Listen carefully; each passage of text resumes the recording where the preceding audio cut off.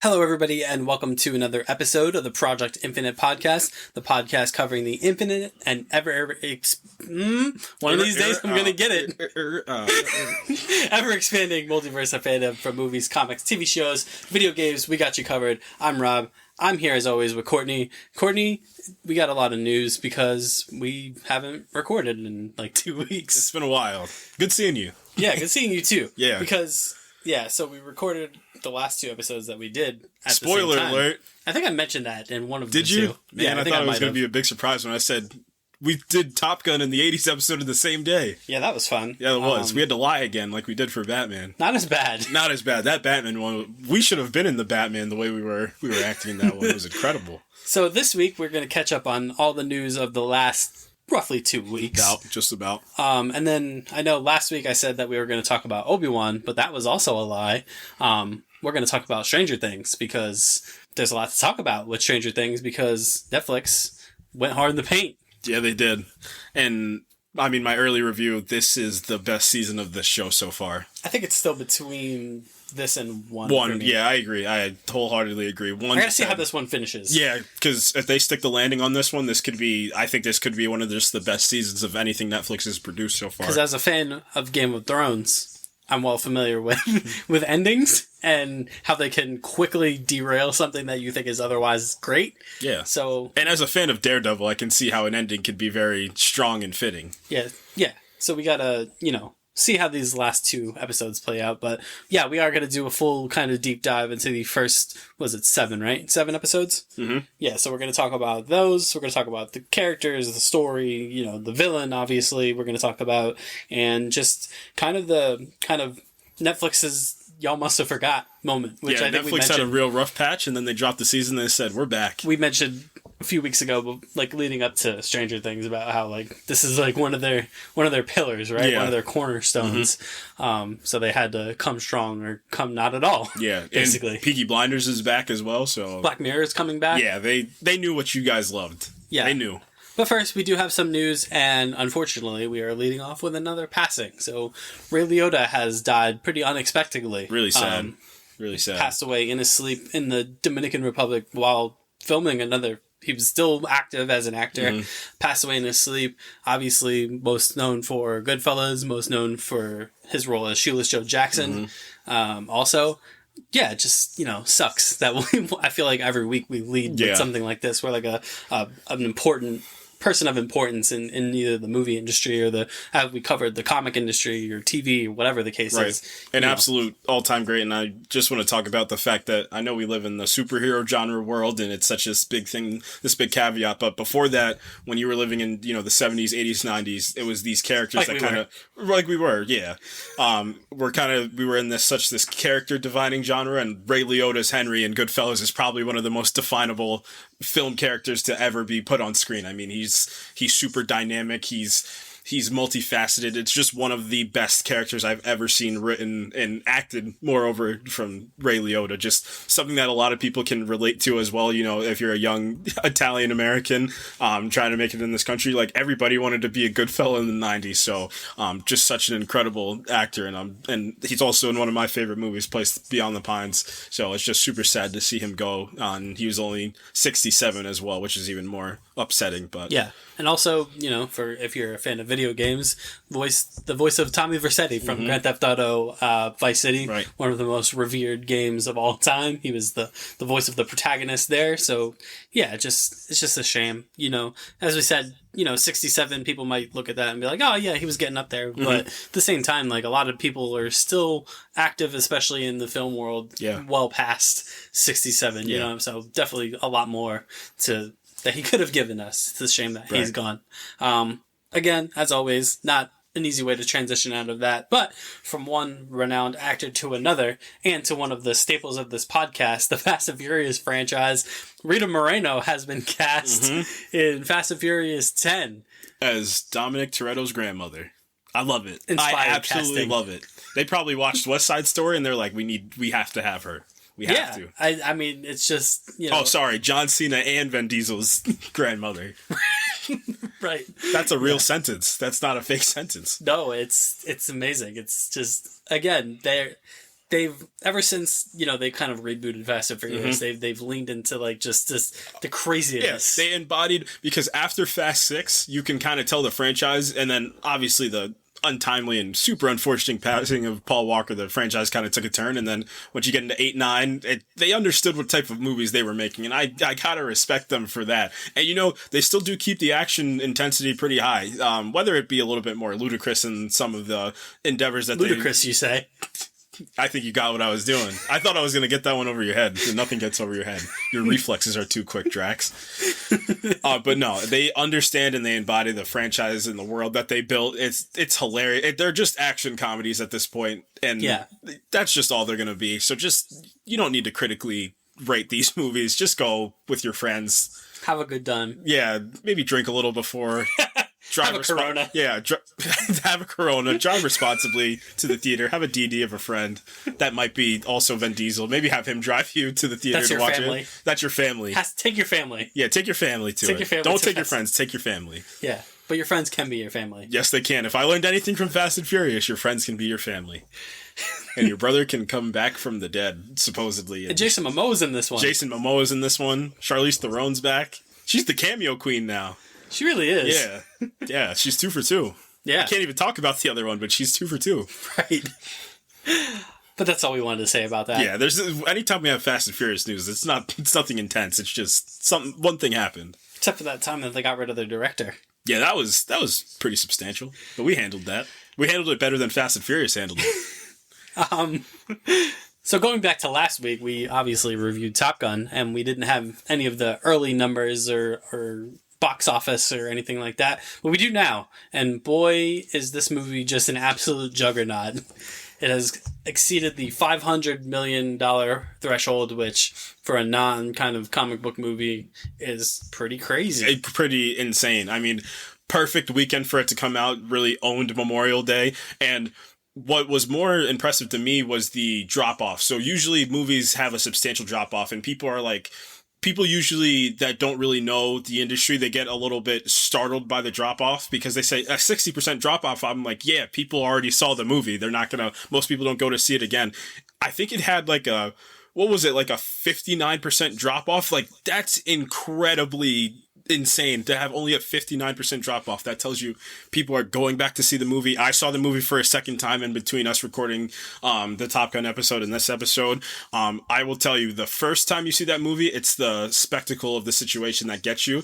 The second time you see that movie, that emotion really hits you the second time you see that movie. Yeah. It's all those smaller beats and the things that, like I said last week during the review, that ground the movie, that really get it in the, that realm of reality and like just the real nature of, hey, this person doesn't want you to fly because you lost your father doing the same thing. Or we have this impossible mission that we're asking these people to go on. Like, all those things that make us human, like, that's the things that really get highlighted. And it just shows the tender love and care they didn't only put into the avionics and all this, crazy aerial battles, but they also put a lot of time into the characters as well. So it's I will still say it's one of the best movies I've seen this year. It's up there for me with Everything Everywhere All at Once, and After Yang is like my top 3, I think, right now. And I think the Batman might sneak in there as well. But yeah, the numbers show how incredible that this movie was. And it's a testament that there are still just bona fide movie stars in Hollywood. Oh my right? gosh, yeah, right. Somebody made a really good point, and the whole point was like, we're in this internet realm now where it's like, the movie star thing is going away because everybody can kind of do everything. Like, let's just take Addison Rae, who was in a movie that's a TikTok star. Like, you can just do whatever. Back you only had movies. Like, that was the thing. And it was like insane that a person that was making music would do a movie or vice versa. Something Jamie Foxx, yeah. And I'm talking even like before, like Frank Sinatra. Yeah. Or Prince is a good one too. Like a big star that would, go do a movie. Like, it was just unheard of and just so rare. But now it's just, Harry Styles is turning himself, from what I've heard from Olivia Wilde's new movie, turning himself into a pretty good actor as well. Yeah. So we're in this kind of world where, like, there's, the lines are so blurred, but that, like you said, this movie kind of shows that Tom Cruises, let's say if Denzel came back with Tragedy of Macbeth, like, your movie stars are still your movie stars. So And I think the young age is also getting there. Like, I think Zendaya is solely focused on acting. I think her, her musical career might be behind her. So her just focusing on acting. You have, Florence Pugh's only 26, like Tom Holland's 26. Like, you have these, like, The Rock's only 26. Nope, I think you might flip that and subtract 10 or something. You're probably closer. But yeah, it's just a really, really incredible to see what this movie was able to achieve. I was speechless the first time I saw it. I put on Hans Zimmer's score on the drive over here, and I was like, that was just a real movie that I just watched. I couldn't believe that I just watched a movie that well made. Yeah. If you haven't, go back and listen to our Top Gun episode and listen to us absolutely gush over that movie for upwards of an hour, because it's like you said, it's fantastic. It is really fantastic. It exceeded all the expectations I had for it. And I mean, the box office reciprocates that. It's people going to see it again. It's good word of mouth. People going to check it out who may have been hesitant at first. Great nostalgia as well. You a lot a lot of people take their kids. Big wide umbrella. Yeah, for people who would enjoy it. Yep, it can hit every single. You can get your families. You can get your your vets to see it. You can get just your friends to see it. You can get your family. Like, it encompasses every group of people, and they can appreciate this movie. Speaking of big umbrellas, and speaking of big movie stars, Umbrella Morbius Academy. got released. Oh, sorry. Morbius got re-released in theaters. So you know how we said Top Gun made a lot of money? Guess what didn't make a lot of money this weekend? The Morbius re-release. Yeah, it's Morbin time.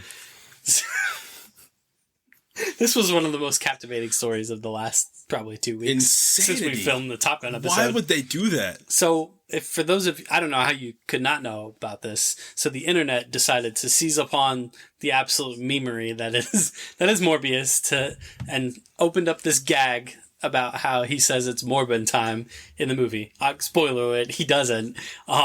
And then this meme took on a life of its own. People photoshopped him into Multiverse of Madness as one of the members of the Illuminati. And then so Sony, in their infinite wisdom, decided to capitalize on the momentum, the Morbius momentum, and put this movie back out into the theaters. And it may be the first movie to ever bomb twice. Yeah. Amazing. I have to respect their hustle. I just do. We as a community gaslit a multi-billion-dollar corporation into putting one of their worst movies back into theaters. You know how I look at this? So you know how Marvel was kind of overseeing Sony and helping them release all the Tom Holland Spider-Man movies, and then, obviously they created one of the most captivating movies of all time with Spider-Man No Way Home. Yep. It's like they were like, all right, we're going to let you swim in the deep end this time. Just don't do anything crazy. And Sony said, what if we just re-release Morbius because of memes? And then that happened, and then we were like, yep, that didn't work at all. That did not work. It re-released in roughly 1,000 theaters. It made $85,000, which is a real number for a real movie that was released in theaters. And it's one of the most, like I said, just encapsulating stories I don't of the year. I don't understand what their thought process is. It just doesn't. Jared Leto got in on the joke. He did. had a Twitter video of him holding up a fake script of Morbius 2. Brackets, it's Morbin time. It's Morbin time, baby. It's Morbin time. Yep.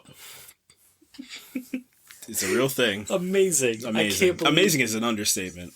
Wow. It's amazing. I can't believe that it happened. I can't believe I can. You know what? I can believe it happened. I can believe it happened. And I tried to tell myself I wasn't going to believe it. And then it's when he was sitting on his couch and he opened that script that said it's Morbius 2, it's Morbin time. I said, we did it. Not we, because I do want a little bit of credit. So actually we did this. We were smart enough. And it's funny because the whole thing is like, we're not laughing with you guys. We're laughing at you guys. You guys released one of the worst movies of the year. They released like that short little promo that was like, what time is it? It's Morbius. Morbius is back in theaters. I can't believe how much it made like no money. I mean, $85,000 on the re-release. Hilarious. $85,000. That's a real number.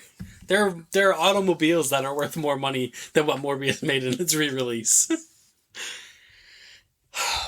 Okay. Gotta bring it back. Bring it back. So hopefully this is it. Yeah. Hopefully we're done. We're never going to be done. All right, so we talked a while back about how, speaking of Sony, funny enough, it really, I think we talked about this when I talked about Uncharted, that it definitely seems like Sony is ramping up to do some type of movie thing with their PlayStation properties, right? Sure. So Uncharted came out, obviously. They're working on a Ghost of Tsushima film, and now we have confirmation of two other things that they are developing. So God of War is getting official release on Amazon Prime, and Horizon Zero Dawn, which was one of the things that I had mentioned about, because I mentioned, how PlayStation Studios has like their little Marvel Studios-esque kind of opening credit sequence before Uncharted, and I did make note that Aloy was a part of that, the protagonist from Horizon Zero Dawn. So I'm like, are they gonna try and do something with Horizon Zero Dawn? Sure did. Sure enough, they are. So God of War to Amazon Prime, Horizon Zero Dawn to Netflix. I'm glad of that choice. Oh, and also The Last of Us is obviously coming out on HBO Max. So games are going to hit the stride. I think this is the next couple of years, because Mortal Kombat, we just had a riveting conversation about Mortal Kombat like an hour ago. It was amazing. But the video game world is about to take off. I think it's about to hit its stride. I just think it's because what the issue was before, I think they didn't know. It was the same thing that the comic book genre went in the late 90s and early 2000s. They didn't know how comic booky to go, and they also didn't know how serious to go. So then you get movies like Daredevil, you get movies like the first Hulk, like Ang Lee's Hulk. Like, they didn't know what the line was on either side. They didn't know what it was. And then I think the video game movies had the same issue, and now they're starting to understand, hey, these games sometimes are upwards of, hours upon hours. Maybe we should do a show, and it's worked. The Witcher was the first example of like, the show's gonna work. Spread out the narrative a little bit more, because the one beautiful thing about video games is the journey you go on. It's one of the best avenues for journey storytelling, and like, sometimes you just can't encapsulate that in a movie. You just can't. You don't have enough time. But a show, you can really space it out and really hit some of the great beats, have a lot of great Easter eggs, and just really encompass what makes that story great. I mean, going even to a show that I haven't seen that's already on Netflix that's based on a video game, Arcane, which is based on League of Legends, which is, from all all signs, people really love that show. Yeah. I have not seen it. I'm not big into League of Legends. I think I watched the first episode and I was like, this is insane. I've heard really good things. Awesome. So, to your point, I think people that are companies, studios, whatever the case is, that are leaping into this video game kind of movie genre are kind of starting to get it. Look, I mean, I talked about Sonic a couple weeks ago, and I really liked it, and it leans into so much of the video game stuff, but not to a point like, for example, Doom, right? When it literally did like the shot for shot, like, first person goofy thing. Like, we don't need that. No, you know what I mean? Don't.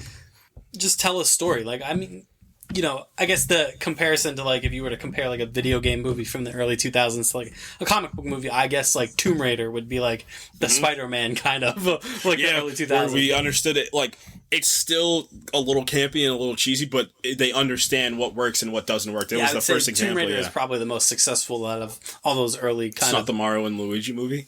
Definitely not. Animated Mario movie, it's coming. Chris Pratt. And then Chris Pratt's also going to play Garfield.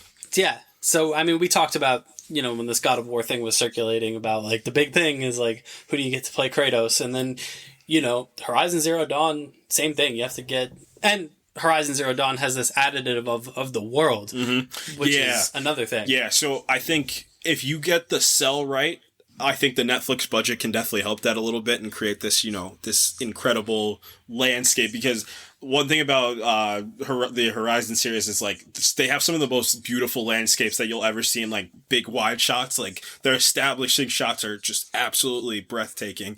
And then God of War has this, like, it has this primal, visceral energy to it, which like 300-esque kind of. which is going to be, I think that plays really well on Prime, and I think a lot of that goes to this new Lord of the Rings show that they were about to get. I think that's a nice, which honestly, super expensive. Yeah, super expensive. Feels like a nice trial run, and then this is going to be like the one where you can really get, like, a singular character to, like, or a singular actor to really own that. So I'm still on the train of I think that Drax, your boy Drax, I think Dave Bautista would be a really good option because he doesn't need to talk a lot, and I think Dave Bautista's really grown as an actor as well. Yep, and he can, we talked about it with Bautista in God of War, he can portray both sides of Kratos. He can play the early generation Kratos, which was this deranged, screaming lunatic who just kills everybody, and then he can, if they ever get to a point where they do want to portray the Kratos of the 2018 game, where he's more reserved and more kind of calm. He's like what Thor is probably going to be in the beginning of Love and Thunder in the 2018 game. He's like, I'm kind of past all that. I'm just trying to raise my son. Right, exactly. So I think Dave Bautista is an excellent get if they are able to get him, and there's no reason why they can't. You know, actors are not above doing streaming service things. I agree. And then, again, I'm super interested in the Horizon concepts for Netflix. Me too. You sent me one screenshot of like a wide from that game, and I was Forbidden West. This is the greatest thing I've ever seen. Like, this is like Ghost of Tsushima levels of like me looking. I was like, this is. We also have awesome. that. Again, I can't wait, and I still don't understand. The John Wick director is helming that. They were like, who should we get to play Jin Sakai? I was like, maybe the guy that played Jin Sakai. Maybe it's just crazy, but I think so. I think that would work. And then some Star Wars news. So we have release dates for both Andor. We got a little trailer for Andor also.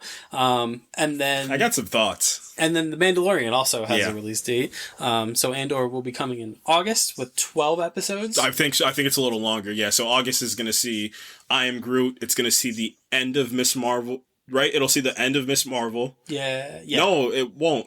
It won't. No, it won't. We'll see She-Hulk though. Yes. We'll see I Am Groot, and we'll see Andor. I really like that Andor trailer. It looks visually really amazing. It looks like what Dallas Howard did on the Mandalorian special episode of Boba Fett, where you were just really encapsulating that world. I got one main issue. I am struggling to find the care for these characters. I'm not really enticed by this. It's the prequel problem, right? Yeah, I know, because it's different, because if you look at, and it's funny, I got a friend that he's watching Star Wars all the way through for the first time. He's never seen anything before. And he's watching it 1, 2, 3. I didn't get to him fast enough, so we had to do the 1, 2, 3 route, but he has the advantage of seeing everything in the middle. I think he's going to play Fallen Order, so like he's got everything, right? So the beauty of the prequel trilogy, and I think that retroactively helped, is what's the great thing is, it's the tragedy of Anakin Skywalker. Like, it's this big Shakespearean-esque thing that happens, and Order 66 is like the snap for Marvel. Like, it's this huge universe-shattering event. Absolutely. That's the lead-up. So that's something you can look forward to. Rogue One, same concept. You have these sort of, it's the beginning of the Rebels. It's the Rebels kind of formulating their plan on how to, something that's super central. I already know what happens to Cassian Andor, and I think the sell of the show... He's not particularly interesting in Rogue One. No, he's not really... I really like Diego Luna as the character, but I don't think he's the... To be honest, who's the other characters in that movie? Why am I blanking? Donnie Yen. Donnie Yen was probably my favorite character from that entire movie. Like, those are the people I care about. Like, I do somewhat care about Cassian, but we already know what's going to happen. Like, I know exactly what's going to happen. And this is apparently slated for 2 seasons? Yeah, they already greenlit 2, and they said the season 2 finale is just going to be the beginning of, like, it's going to lead right into the beginning of Rogue One, and he doesn't particularly start out in a super interesting place. He's just selling drugs, I guess. Or no, he's selling secrets in the beginning of... Yeah, he's like a spy. Yeah, cool. We'll see. 12 episodes sounds like a lot. Yeah, but like I said, it looks good. Yeah, it looked really good. Like, their studio that they're pumping out their Star Wars content for, they're doing all the right things, like, technical wise. It just looks really incredible. What's the volume? Oh yeah, is undefeated. Shout out The Mandalorian for really getting all this TV show stuff off the ground, and really, because Star Wars had they could have easily folded into like a Fast and Furious territory of, like, people didn't really care, and they, like, the haters are gonna hate, but then The Mandalorian immediately saved whatever happened in the sequel trilogies. Yeah. And then, like I mentioned, The Mandalorian is getting a February release date, which is a little later than I thought. Me too. I thought we would get it holiday this year, but guess not. I mean, if Top Gun taught me one thing, then a little bit of waiting might not be for the worse. Yep. Bo-Katan is setting up to be the antagonist for our boy Din Djarin. They're gonna punch it. It's the old trope. They're gonna punch each other for a bit, then they're gonna be friends. Yeah, probably. Because who's gonna be the villain? Who if you knows? didn't watch Boba Fett, Mando has had his big emotional reunion with Grogu, which I'm a little surprised that they burned that in Book of Boba Fett. Well, okay. I think Book of Boba Fett. Because, listen, I think I said it during the episode, they screen test pretty much everything. So I think they screen tested this, and, like, whatever they had wasn't working, so they were like, let's throw the Mandalorian in there. It just felt weird that they did that. They reunited them in a show that the show had, like, the Mandalorian had already had 2 seasons, and the season 2 finale was one of the biggest singular things to ever come out of, like, a Disney Plus show to the point. Like, there was... Yeah. That was one of the highest highs that Star Wars had ever reached in the 40-year history of the franchise, and he just happened to show up and take over. Like, Boba Fett was in 2 minutes of 2 episodes of a show. So like, crazy. I can't believe that he wasn't in that. He was in the show to, like, from their early ideas. I gotta imagine that's like them understanding that the show wasn't working in the second half and they needed some help. Yeah. So yeah, we'll see what happens with that. He's got a new ship. An old Naboo class starfighter, which is neat. Oh man, that felt so awesome. That was so awesome. And then the other bit of Star Wars news I have is we talked a couple weeks ago about John Watts departing Fantastic Four, but then immediately being went across the hall, knock knock. Hello, Kathleen Kennedy. No, like I said, I think he was just moping, and like he dropped like his script for Fantastic Four, and Kathleen Kennedy was also, they had a meet cute, and he's just like, why don't you throw away that dusty old Fantastic Four script and come pick up the Star Wars script? Yeah, so we have a little bit more detail on that. It's going to be called Skeleton Crew, and Jude Law is starring in it. Cool. And a show about kids. Yep. So the sell of the show is it's kids that are on the run. Where is this taking place, in between 3 and 4? Or is it after 6? I think it's between 3 and 4. Yeah, I think it's Force-sensitive kids that are on the run, I'm pretty sure. Star Wars coming-of-age story. Is sure. John Watts is pretty good at coming-of-age. It's not like he just did a Spider-Man trilogy. He did Spider-Man, so... cool. And then kind of just crossing bridges at Disney, Deadpool has been a much discussed topic of conversation. There was one tweet. Somebody tweeted something. Ever since the merger took place between Fox and Disney, everyone was like, they're going to ruin Deadpool. And then the Deadpool writer was like, all right, hold on. Yeah. So basically a couple days ago, somebody with a famous Twitter account tweeted, I hope Disney keeps the R rating, and then they were like, yeah, we already told you we were going to do that like months ago. Yeah, so that's officially official. Obviously it's going to, the movie made $1 billion, right? The first one? The first one did. I don't know if the second one did. I don't think the second one did. I know the first one did. Cool. Listen, obviously, I think Multiverse of Madness was a solid, like, test run for seeing how dark you can get. That was a pretty good trial. Yeah, and Deadpool's not even necessarily dark. No. And he's not necessarily... We don't even know if he's going to be inside of the... I mean, Logan's on Disney Plus for all the Marvel Netflix shows. Like, it's going to be fine. Don't worry. Yeah, they know what they're doing. Yeah. DC, on the other hand, is mighty questionable. And boy, did I start to question when I watched that Gotham Knights trailer. Oh, we're just going to do that now. Yeah. I had that saved for the end, but we'll just do that now. Let's launch into it. It was a perfect segue for me. Boy, what? Exactly. So that's exactly what is this show? And look, this is coming from two people that do generally like the CW kind of stuff. Yeah, we were just having a wonderful conversation about the Arrowverse as a whole. We were like, talking about our favorite seasons. This I'm finding wholly indefensible. Oh man, I don't know what it is. Is it Riverdale but Gotham City? That's exactly what it feels like. Just who are these characters? I think I don't know who the main character is. It's not Damian Wayne, but it's an adopted son of Batman. But it's not. Who's dead? Yes, Batman is dead. He was killed by a bunch of kids. I'm sorry, I didn't mean to laugh. That's funny. What is this? I don't know how this got... The Joker's daughter's there? Yep. A bunch of supervillains kids yeah, are involved in this. I think so. The only positive I pulled out of it is they're doing Carrie Kelly Robin, which I think is cool. Yeah. Because that character has gotten no shine whatsoever on a screen. So right, yeah. That's cool. She was probably a part of the greatest Batman comic of all time, so I think that's cool. Yeah. But Misha Collins is good as Harvey Dent, who's not Two-Face. Even though it's so far in the future for everybody. Yeah, that all the supervillains have kids and Batman's dead. And Harvey Dent hasn't Harvey Dented yet? Yeah, he's not Two-Face yet? I like Misha Collins. Yeah. So, Misha Collins, this is alright, can we add Misha Collins to the whiteboard of things we love? Shout out to Misha Collins and Jared Padalecki being like, I'm gonna get the CW money still. And, why am I blanking on his name? The boys, Captain Jensen Ackles. Oh, Jensen Ackles, Jensen Ackles was like, I'm gonna go get this Amazon Prime money. Yeah. Yeah, we didn't even talk about The Boys. The Boys' first 3 episodes dropped. Pretty good. Yeah, pretty good. We'll talk about that more in depth. That first 10 minutes, though, the first episode. Boy. So, it always happens. You watch The Boys, and then The Boys goes on a break, and you're like, I love The Boys. And then you watch The Boys, and you're like, I forgot this was the goriest show that's ever been released for the superhero genre. Yeah, it's insane. Oh, my God. What they get away with is crazy. Crazy. Shout out Anthony Starr. I know he did something really bad, but he is absolutely killing it. Like, in my opinion, like, he's like Emmy worthy, like, as Homelander. Like, he is so many. It's the one scene of with the girl on the roof. Oh, he's one of the greatest villains I've seen on screen. Like, he's so good, man. Yep. I can do whatever I want. Man. All right. So the Hunger Games is back. Yes. So we got a teaser trailer for the Hunger Games prequel, The Ballad of Songbirds and Snakes. And it wasn't a whole lot, but it was enough to get you intrigued. Because we kind of discussed this a little bit before, and I feel like I had a pretty cool trek into this because, like, of when the Hunger Games was coming out, I was in school, like I was in middle school into high school when the Hunger Games movies. When I talk about Stranglehold is an understatement for what these movies had when I was in school.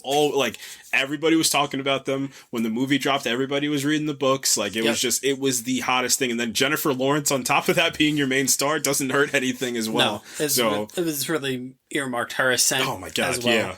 100%. It extended the life of the young adult novel adaptation genre. Yeah, because it really it hit the highest high and then proceeded to really start crashing down because everybody was doing one. Yeah, it was Percy Jackson, and then it was Divergent, Maze Runner, and what's the one with Nightwing from Titans? Oh, shoot, the one where the world's The Giver. Yeah. The Giver. Yeah, Cameron Monaghan's in that movie.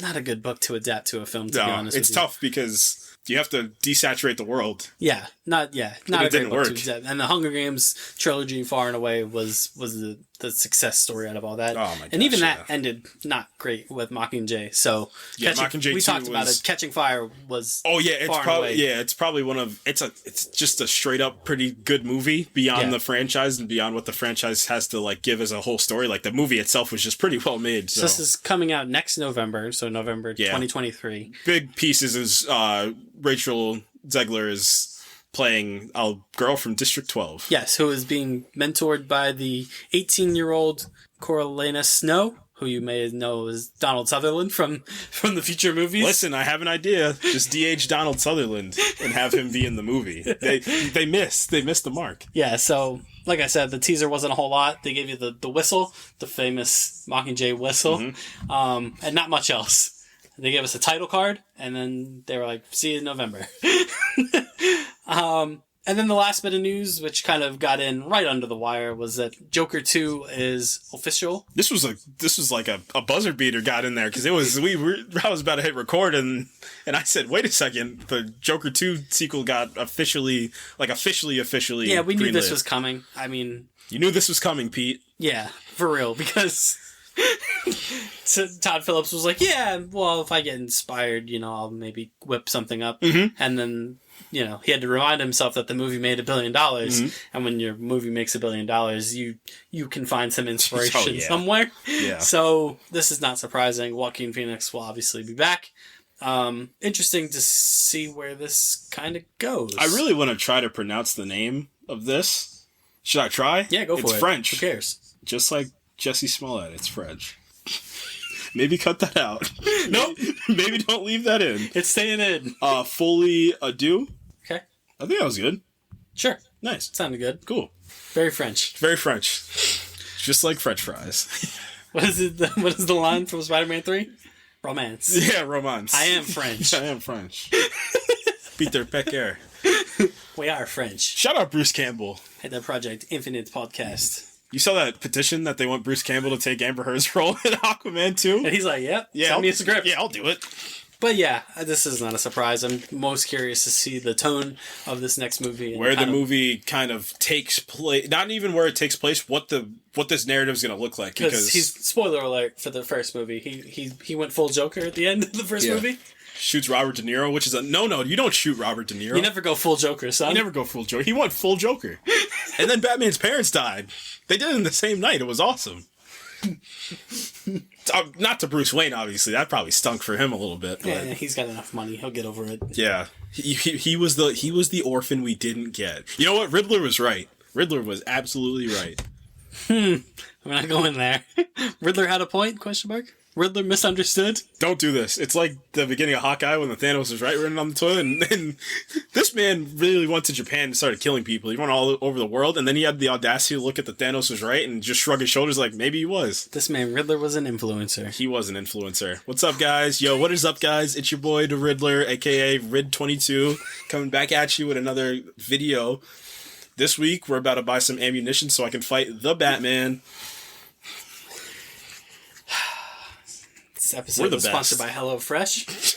Don't say that. We're gonna get in trouble. Unless you guys do want to sponsor us, HelloFresh. I'll send you guys the link.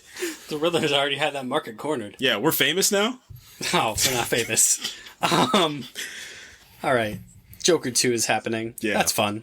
Cool. I love Joaquin Phoenix. Go watch shameless movie for Joaquin Phoenix. Go watch Come On, Come On. That came out end of last year. Incredible performance by him. Walk the Line.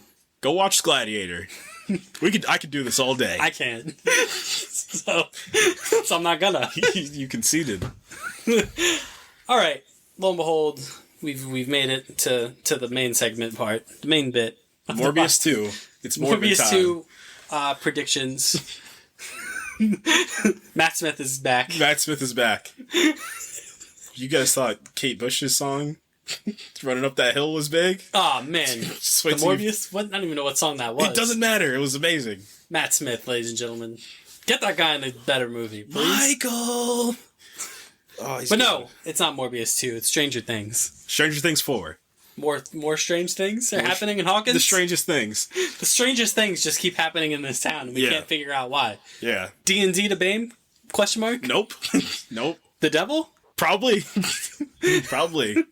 Yeah, so this comes from, how long was it from last season? Ooh, 2019, 2018. So almost 3 years. It's been a while. 4 years almost? Yeah. Those kids aren't kids anymore. No, they're not. Definitely not. Yeah. Definitively not kids. Yeah. They're like freaking adults. Yeah, so all your favorites are back. Yeah. 11's back. All your favorites are back. Steve is back. Lucas's sister's back. Mike's parents are back. Steve's back. Dustin's back. Dustin's back. The Demogorgon. Back. The Demogorgon. Spoiler alert. The Demogorgon is back. It was in the trailer. Hopper's back. Yeah, Hopper. Kinda? Yeah. Yeah. Winona Ryder is back. Yeah. Everybody loves her. You should have seen my shock and amazement when I realized she played Spock's mom in the 2009 Star Trek movie. I said, is that Winona Ryder? Jaqen Hagar is back from Game of Thrones. Yeah. He's Hopper's best friend. Yeah, he is Hopper's best friend. Hopper gets a new Russian friend every season. They just need to keep that rolling. Who else is back? Mike is back. Mike's back. All right, great. Will is back. I think we have a little bit of Mike slander for this season. Well, we have a lot of Mike slander. You have a lot of Mike. You have a personal vendetta against because Mike. I haven't been able to talk about this on an open airwave since this show came out. Yeah. I don't think he's very interesting. Is that slander? You know who is interesting, though? Max. Max is super interesting. Max is back. Max is back. Probably the best character of this season. Nancy's back. Again, not crazy interesting. Is it just the She's more interesting. Oh, yeah. Than she's been in... Because she's just inexplicably good at everything now? Yeah. She's the it girl. She's like Kimberly from the Power Rangers. Robin's back. Everyone's sweetheart from season 3. Yeah. Robin. Ethan Hawke's girl. Ethan Hawke and Uma Thurman's daughter. Who would have thought that she'd be good at acting? Yeah, who would have thought? Who else is back? I think that's it. Lucas is back. We said that. We said Lucas's sister before Lucas. Will's back. I said that. Oh, yeah. But nobody remembered because nobody cares about Will. Boy, when I found out the information that we're going to talk about, I said, wow. Tough. He's in love with Mike. The doctor's back. Yeah, both doctors are back. All the doctors are back. Hawkins is back. Barely. 11's Buzzcut is back. Yeah. Who's new? Let's talk about this season. Yeah. So what's the backdrop? What's the story here? So it's season 3 just happened. So season 3 was definitely the most reserved out of all the seasons. It was like that. I feel like that was supposed to be more of a reflection of like, you know, the big bright lights of the 80s mixed with the caveat of the 80s are back. The 80s are back. Yeah. We've been 80 strong for 3 episodes now. This is awesome. Oh, that's true. Yeah. So it's kind of like supposed to be a mixture of like, you know, the big bright eccentric 80s mixed with the whole Russia, you know, Cold War stuff that was going on. Russia's back. So, yeah, we're basically dealing with, you know, their version of what the Cold War would look like if there was another dimension that was parallel to ours that just was the epitome of, you know, core evil. The Upside Down is back. Yeah, the Upside Down's back. Or the Upside Down's forward. I'm not sure about that one. Leave that in. Don't cut that. Leave that in. So yeah, they're all back. The whole gang's back. Everything's back to normal. Obviously, Elle and moved to California with Will and his mom. And tough. Yeah, it is. It's tough. It was a tough being a former telepath. Yeah, and what's his older brother's name? Jonathan. Jonathan's back. Jonathan's a stoner now. That's the most interesting thing about him. Yeah. However, with getting him to be a stoner, we get Argyle, who's fabulous. We get two big new additions to the season that we're going to talk about. One as an Argyle. We get three. Oh, yeah. Hopper's best friend. Yeah, Jock and Hagar. Yeah, Russian best friend that was in Game of Thrones. Yeah. So yeah, we get a couple spectrums here on the new character. Yeah, this is if you thought season 3 was like the split and all come back together, this is the super split. Everybody's going in different directions this season. So it starts off pretty normal. They think everything's behind them.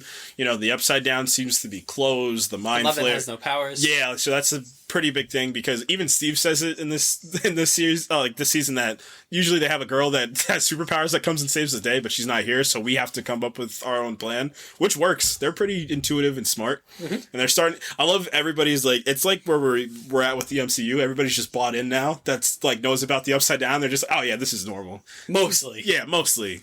Cause the end of episode 1. We'll get there, man. Oh God. Yeah, it's crazy. Yeah. But yeah, so your backdrop, so like I said, Elle, no powers. Spring break. Spring break. Yeah, they're in California. The Hellfire Club, so shout out Marvel Comics and the X-Men. They named their D&D group, and MVP of the season #1, Eddie Munson makes his debut. Boy, is he great. He's basically like a high school Ozzy Osbourne, I guess is the best way. Yeah, he's like it feels like he's a character that they pulled like straight out of the Breakfast Club. Oh yeah. He's like the standoffish, like he's Judd Nelson, like you said, from the Breakfast Club. He's just your anti-establishment, anti-jock, plays D&D. But you can tell he's not a bad person, which you really appreciate out of the gate. He may or may not have a good heart, but you're leading towards the side of he may have a good heart. Yeah, he seems like, he's one of those characters that he portrays himself a certain way, but then in actuality, in interpersonal situations, he's a nice guy. He's a good guy. Does sell drugs. Yeah, but he sells weed.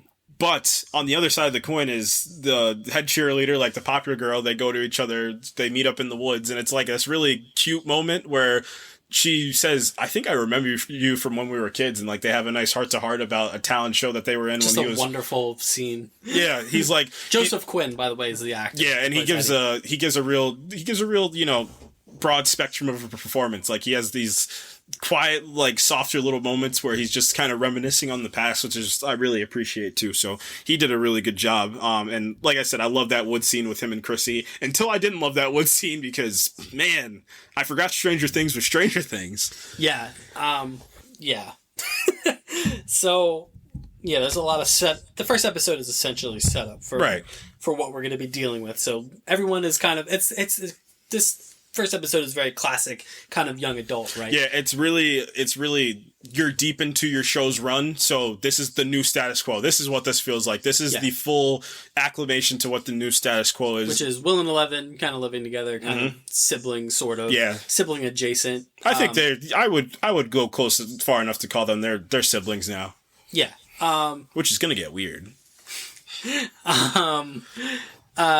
Nancy is getting ready for college, as is Jonathan, presumably.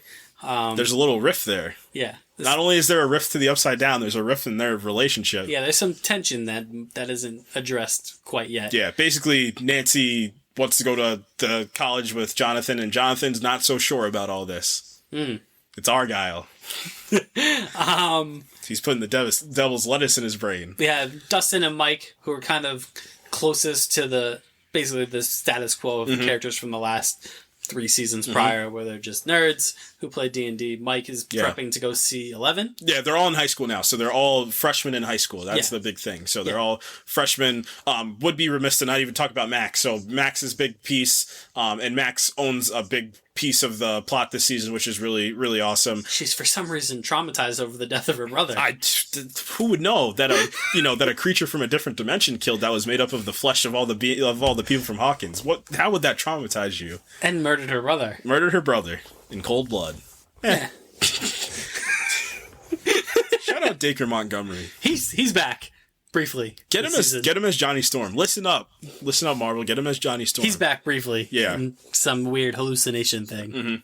And then we didn't talk about Lucas. So Lucas is maybe the one who shifts the most. Yeah, I think he does shift the most. Yeah. So he is, and it's really good. It's really smart, and it's not even that it's more of that. It's kind of standard if you think about it. Like, as the drifting away goes, like, obviously one of them had to have gotten popular. It's just the way it goes. World thing. Yeah. Corey and Sean go into high school. Right. They're like, we're in high school now. Like, we have a chance to be different. We have a chance to start over. And Mike and Dustin are like, well, the thing we got going on is pretty cool. And we're still ourselves. And Lucas is also like, I'm myself, but I got pretty good at basketball, so I'm going to join the basketball I want to team. be, like, popular. Yeah. Like, is that so wrong? And they're like, yeah. Is it? Yeah. No. It's not really wrong. They think it is. So that's basically the backdrop for the season. And then some weird stuff starts happening. Oh, boy. So, yeah. So they're getting ready for their D&D tournament. It's this big thing, and then Lucas has to make a decision, like we said, because he's the one that's getting... he's the farthest on the outside, so he either needs to pick between the championship basketball game and the D&D game. And Mike's like, what do you even care for? Like, you don't even play. It's one of the greatest roasts of this show, I will add. Lucas is like, well, I gotta be there, Right. So, yeah, and obviously, because this is a show/movie, he plays, because why would the freshman... He plays and makes the winning basket. Yeah. On a turnaround jumper, looking like Kobe himself, and cool little touches. He's a big Kobe fan, so they made his jersey number 8. That was kind of cool. Yep. And then intercut with the D&D campaign. Right. And they get Erica they get Lucas's little sister to take his place. There's a nice little montage. Oh, it's so good. Going to like the other characters from Stranger Things. And they go all around the school, they're trying to find it, and then they get to Max, and Max is just like, I get a cool t-shirt if I join. Classic Max. Yeah, classic Max is just like, you're being sarcastic. She's like, yeah, I'm they asked walking Steve, away. They asked Nancy. Yeah. Yeah, none of them are down for Mike it. breaks into the freaking school paper office to ask Nancy to play D&D, and she's like, get out of here, you lunatic loser of a brother. Yeah, so before we go further, we should probably preface this because we're going to start to branch off. There's 3 plots this season. Yeah. There's the Hopper plot. I'd say that's 3. The 11 plot is 2 because it bleeds into 1. It's like a big piece to get to 1, and 1 is one is the normal Hawkins. There's a demon in this town that we need to take care of. Yeah, so the demon starts to rear its ugly head, and it targets. We talked about Chrissy earlier, who's the apple of Eddie's eye. So Eddie is the like Lucas is the guy that doesn't play. Eddie's the star of the basketball team. Real motivational. He's real Joel Osteen. No, that's Jason. Oh yeah, Jason. Eddie my is bad. Eddie. My bad. So Jason. Yeah. So Jason is he's the cool. Yeah. He's the popular kid. He gives great speeches. Somehow. He's like, it's been a tough year for Hawkins, but dang it if we aren't going to win this basketball tournament. Boom, which they do. Boom, you looking for this? Boom, you looking for this? That was Lucas when he hit the shot. Boom, you looking for this? So yeah, so cool, that's all happening at the same time. He's dating Chrissy. Yeah, which is the head cheerleader, but she's having some issues. We don't know what those issues are, but she's seeing the school counselor, and we know this because Max walks out and you see Chrissy walk. I think Chrissy walks out and Max walks in. Yeah, because Max is also seeing the school counselor because her brother got murdered by by an interdimensional entity of evil. Looking at you, Bruce Wayne. Maybe you should have tried it. Yeah, little therapy never hurt nobody. No, actually, might have saved her life this season. Yeah, yeah. So Chrissy's having some issues. She's seeing visions of her mother. Mm-hmm. And then she starts seeing. She goes to meet Eddie, as we talked about with the drugs. Get some drugs. Yeah, she's trying to mellow out, man. Yeah. She's having a real tough time. Not gonna lie, Eddie's a good guy because he goes, I got some weed, and then she goes, you got anything stronger? And I said, where's the dare line when you need them? Yeah. And so she sees a grandfather clock in the tree, mm-hmm. and spiders start crawling out of it. Gross. Yeah. Just classic. I forgot which show I was. I always do it. You get cool, you get comfortable, you fall in love with these characters because they're so charismatic, and then weird stuff happens. Yeah. Speaking of weird stuff, so we're back at the trailer park. Max and Eddie are like neighbors sorta. Because you have to see the thing happen. And then so she sees Chrissy going to Eddie's trailer, and she's like, that's weird. Because Eddie has this, like, reputation, right? And she's like, what's going on over there? Like, why is the most popular girl in school visiting this loser in a trailer park? And then something really horrible happens. Oh, boy. Weird, man. It's weird. So, cool. All this stuff's going on. They win the basketball game. Everybody's excited. Did Mike and Dustin win their D&D campaign? Right. So they won. Because, everybody's got to win. It's a cool start. Everyone's winning except for 11. Yeah. So, cool. Season's off to a nice start. And before that, like you said, she sees the grandfather clock. Before that, she's in the bathroom and Max is there and she starts seeing visions of her mother. Now it's all come to a head. So basically, it's the end of the episode. Cool.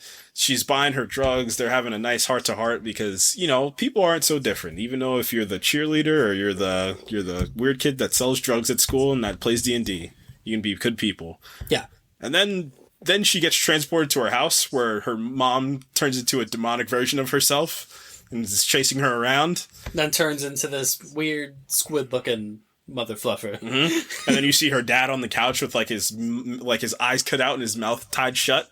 And so as this is happening, we cut back to Eddie and Chrissy's eyes are in the back of her head and she's just like... She's like in a trance state. She's in a trance and Eddie's like trying to wake her up and she's just like... He thinks she's joking at first or he thinks she took something, but then he's like, something's like seriously wrong. And I thought this was the end of it. Nope. Starts levitating. Yep. Shout out Dua Lipa. starts levitating. And then... She's visited by... Our villain. Yeah, he who shall not be named. He who shall be named later. Yeah, give us a little bit. Give us a second. Yeah. Yeah. He visits her and he's like, it's time. It's time, Chrissy. I need you to join me. You're coming on home. And then... Oh, yeah. She gets, like, her... So basically, how the new villain kills their victims. In the trance state, he kind of, reaches into their minds and then... Crunch. Breaks all your bones in your body in the most horrific way possible. I was on Twitter after the first episode. People were like, "Oh, so that's how this season's gonna go." Okay, cool, nice. So yeah, that was something. That was a real interesting start. So basically, Chrissy dies. Eddie's eyes are blown out of her head. All of her bones are broken and then she just falls in a heap. On the floor. And then Eddie's like, "I'm out." Yeah, I'm out of here. He screams, he shrieks, he drives off, and Max is like, well, that's Eddie's he's a big from Wizard of Oz. He's a big, what character from a Cowardly Lion? Yeah, that's who he is. Kinda. If that happened. Yeah, I might be a little scared too. I'll give you that. It's like, well, why did Black Bolt scream inside his head? He wouldn't have done that. His mouth was gone. I probably too would be a little startled if my mouth was gone. Yeah, so this girl that I was really into levitated to the ceiling, and then all her bones broke, and then her eyeballs got blown out of her head. Yeah, I'd be a little spooked. Yeah.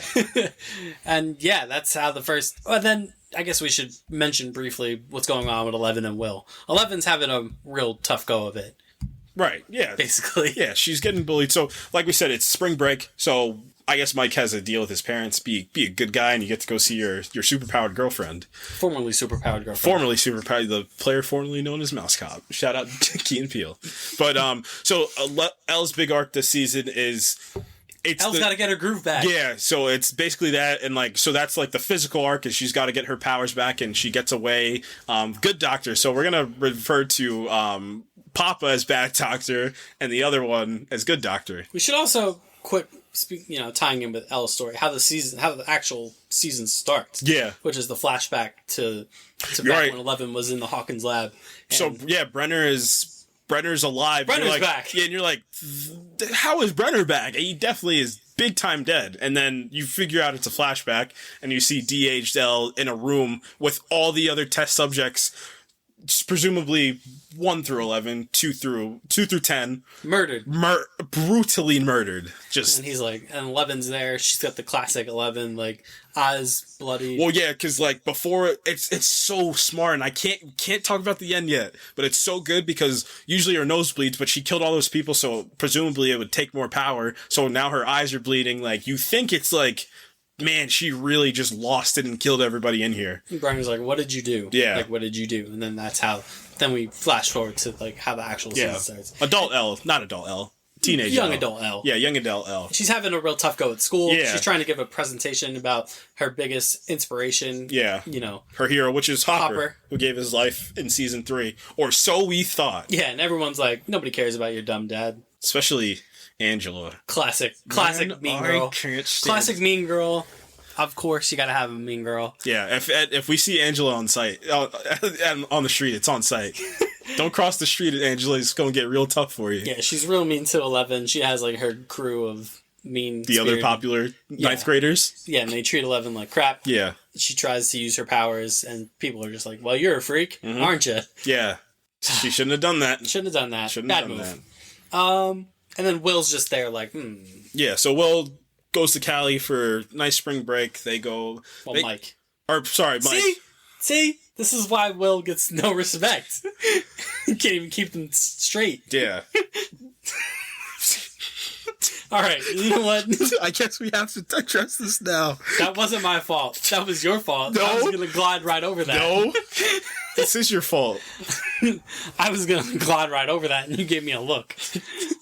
We need to start recording these physically so we can see this. I wasn't trying to make any type of wordplay there, but yes, Will's sexuality is a staple of the season. People are like, is this a thing? And they're like, yeah, it's a thing, but they don't go overtly out of their way to address it. At least not yet. Not yet. I think it's going to get dealt with in the second. Part. It's very subtle, almost to its detriment of how subtle it is. But yeah, Will is kind of like in the background, like, because it would give him something. Which he hasn't had since season 1. Yeah, because like a nice love story with like a nice love triangle with Will would be pretty interesting, and it would kind of, or with Mike, it would get kind of intriguing, because it's like, Mike's a young adult as well. Like, how would he really feel about this? Would he even know how to feel about it? It is the first girl that he's loved on top of this, too. And it is your best friend from before. But Will does have a compelling argument as well. Like, it would become really interesting. But I think that's a good point. I don't think they hit the gas enough. Yeah. And I think they could have done a little bit. And he's just floating in the background. Like, and he sees 11 being bullied. And he's like, well, I'm not going to do anything about this. There's a girl that likes him at school. And he's like, nope. That's pretty much the biggest telltale. You're not Mike. There's a couple telltale signs throughout the season about what's going on with Will. So, yeah. So 11's real down on her luck. She's writing Mike, like, all the time. Mike's writing her back. That's going to come up later. Mm-hmm. And then, so Mike's gearing up to go see 11. Nancy is not joining him on the trip, much to Jonathan's kind of, I don't know if dismay is right the word. He kind of doesn't really seem to be too beat up about it. No. Does he even like Nancy anymore? We'll get to it. Argyle, on the other hand. Shout out Argyle. Yeah, he's the bad influence best friend. Mm-hmm. More or less. He's definitely Sean Penn from Ridgemont. From Ridgemont High. Absolutely. So yeah, 11's having a tough go of it. Dustin and Steve, there's tension. There is a little bit of tension because Eddie kind of took Steve's spot. Because Steve's trying to get a girlfriend? Yeah, so remember how we said that Eddie might have a good heart? You find out later that Eddie took them in when they were freshmen. They're the only people that were nice to them when they were freshman year, and they took them into their D&D group, and it's kind of been like their big brothers, essentially. And Steve and Robin are hanging out. Yeah. They work at the video store together, and dynamic duo. Yeah, they're just friends. I wish we would have waited to do the 80s episode, so we could have stuck Stranger Things in there. Steve and Robin? Steve and Robin. Yeah, so that's fun. Both of those characters together. I think the whole Jonathan-Nancy thing was just so we can get Steve and Nancy back together. And if the season, and if I think the season goes the way it goes, I think it's going to be a little bit more tragic than, yeah. All right, so now that we've caught up where everybody is, we're on episode 2. Chrissy's dead. Yeah, Chrissy's dead. The police come. Surprise, surprise! Eddie's a prime suspect because dead girl mutilated in his trailer. I kind of like the pace that they take, where it's like the police are like, okay, there's weird stuff happening, but we need to stay practical. This needs to be normal. Like, there's a dead girl. This is somebody's house. His uncle was not home. Eddie was home. There's witnesses. Cool. Eddie's a prime suspect. So he flees, and you can't find him. So that becomes the big part, because immediately, and I really like this, Dustin's like, absolutely not. Dustin's like, Eddie wouldn't, because they all say, oh, he played D&D, and that's a big part of the season. If you played Dungeons and Dragons, the Satanic Panic of the 80s, which was a real thing. It is a real thing, yeah. So they were like, they played Dungeons and Dragons. They're called the Hellfire Club. Right. So it doesn't help the case. No. Yeah. No, it doesn't. So yeah, they're in a big manhunt for Eddie. And Mike's gone at this point. Mike had main character like energy for the first 3 seasons. Sure. Yeah. I'll give you your 15 seconds of fame to crap on Finn Wolfhard, who doesn't deserve it. Sure. Yeah, you're like the Star Wars fans from this week. Oh, we didn't talk about that. Well, yeah, maybe let's wait. Save it. Yeah, let's wait for Obi-Wan to be over, because shame on you, Again, can you guys stop? You guys, it's like the 15th time you've done this. Man. Yeah, so, air quotes, Mike's a main character. Sure. Good. He's such a main character that they got him away from the main plot. They didn't even get him on the B plot. They put him like on the D plot. They got him right out the way. That's how important Mike is to the story. So yeah, like we said, he's in Cali. It's the start of episode 2. So Dustin's kind of more or less on his own. Yeah. So Dustin needs to step up a little bit. Because Lucas is, getting in his own friend group. Steve and Robin don't really want anything to do with the situation. Not yet. Yeah. They're kind of. I don't even think it's as much that. I just think it's more of like, they're normal. Yeah, they're normal. I think that everything's back. Yeah, they're like, everything's over. We're cool. We defeated like the biggest of the big bads, and being the Mind Flayer. Like, we're cool. But it's Hawkins, man. Yeah, it's never weird cool. stuff happens. Weird stuff happens. So yeah, they start out. They're working in the video store. Steve and Robin are comedy just geniuses. They're having a great time, and just Dustin barges it. So Dustin's like, oh crap! Like Eddie would absolutely never kill anybody, and like the whole town's like, sure he would. And it's Hawkins. So yeah. So Dustin's like, naturally, there's something weird going on here, isn't it? Yeah, we gotta find Eddie. Yeah. So basically, Max goes to Dustin and says, hey, I think Eddie killed Chrissy, and Dustin, like we said, says absolutely not. And then we start on the C plot a little bit. So basically in episode 1, why can't I remember Will's mom's name? Joyce. Yeah, so Joyce. Winona Ryder. Yeah, Winona Ryder. She gets a Russian doll. And you're like, what's going on? There's just a Russian doll, and then so what was the Russian conspiracy theorist from last season? Why can't I remember his name? He wasn't Russian. Murph. Yeah. Murphy. He's so good. He's the comedic, like, I think he's like the comedic hammer of the season, I think. Yeah.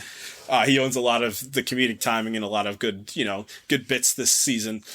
So that's the C plot. So basically he's, proficient on all things Russian. She gets that Russian doll. He says, open it up. We'll see what's inside. And she gets a letter that's inside. And basically it's Hopper's ransom note. So they find out that Hopper's still alive. Boom. He didn't die. He didn't die in season 3. Because why kill David Harbour? You wouldn't. You wouldn't dare.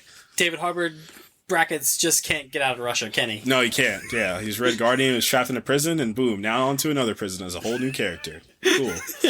So we kind of see Hopper we see what happened. So we see Hopper. He kind of so basically he jumped over the ledge.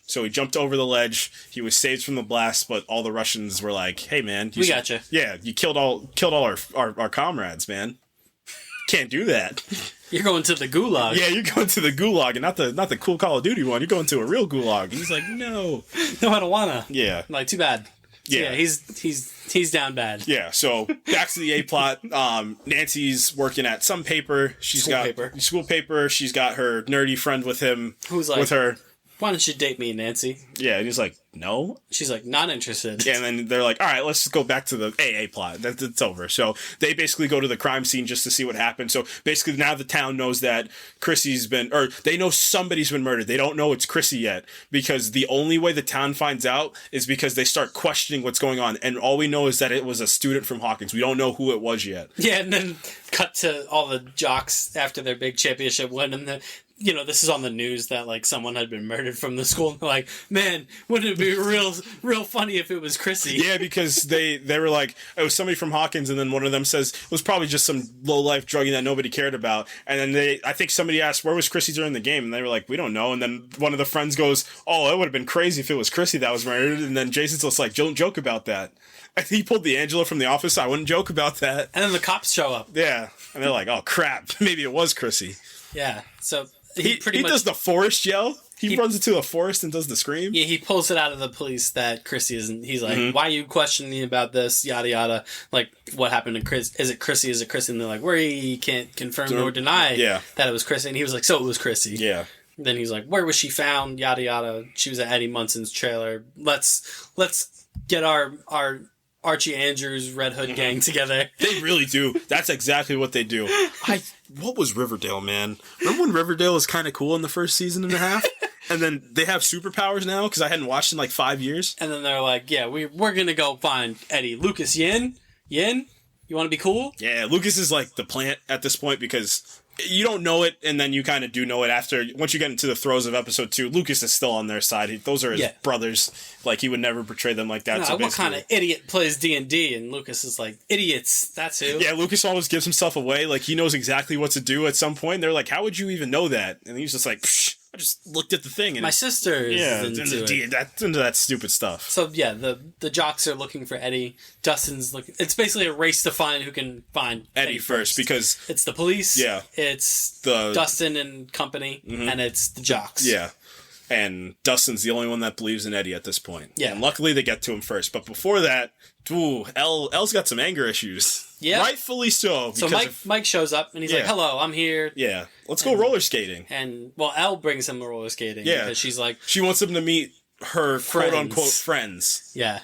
Don't know why she would lie to Mike as if he was like the popular kid at because she school. Wants to portray this idea that she's happy. Yeah, and that... I have a bigger thing on that. My whole thing is like, it's even more over than that. It's this whole ideal that she's really been on this arc of like, it's either is she the monster or is she the superhero? I think that's what the big thing is. And like superheroes usually have alter egos. So I think it's more of that. Like your alter ego to, 11 would be Jane, like a pretty cool girl at school that like can also lift things with her mind and open portals to other dimensions. Like you wouldn't want like Jane getting bullied at school, Jane. I think that was more of like the facade she was trying to put on. That's what I took it as. So I think that's a pretty cool, interesting way to present it as like that. And it really plays into the second half of the first part of this two-parter of a season. And Will is like, what? Why? Yeah. Will's like, why are you lying to him? Like, I don't understand. And I think it's even more to like the fact that he might like Mike is like, hey, like, why would you lie to, like, you're lying to the guy, like, to the guy person that you love. Yeah, like, why are you lying to him? Like, I would never lie to him. I wouldn't. Mike's like, all right, yeah, cool. I'm an idiot. Let's go be your friends or whatever. So they go to the roller rink, and then there's a real Carrie situation that develops here. Mm-hmm. Angela rolls up, and Eleven's like, hey, we're friends. Yeah, and Angela's like, yeah, friend. Yeah. Why don't you come into the center of the rink and roll with us for a second? Mike's like, oh, this is awesome. Why is that video camera there?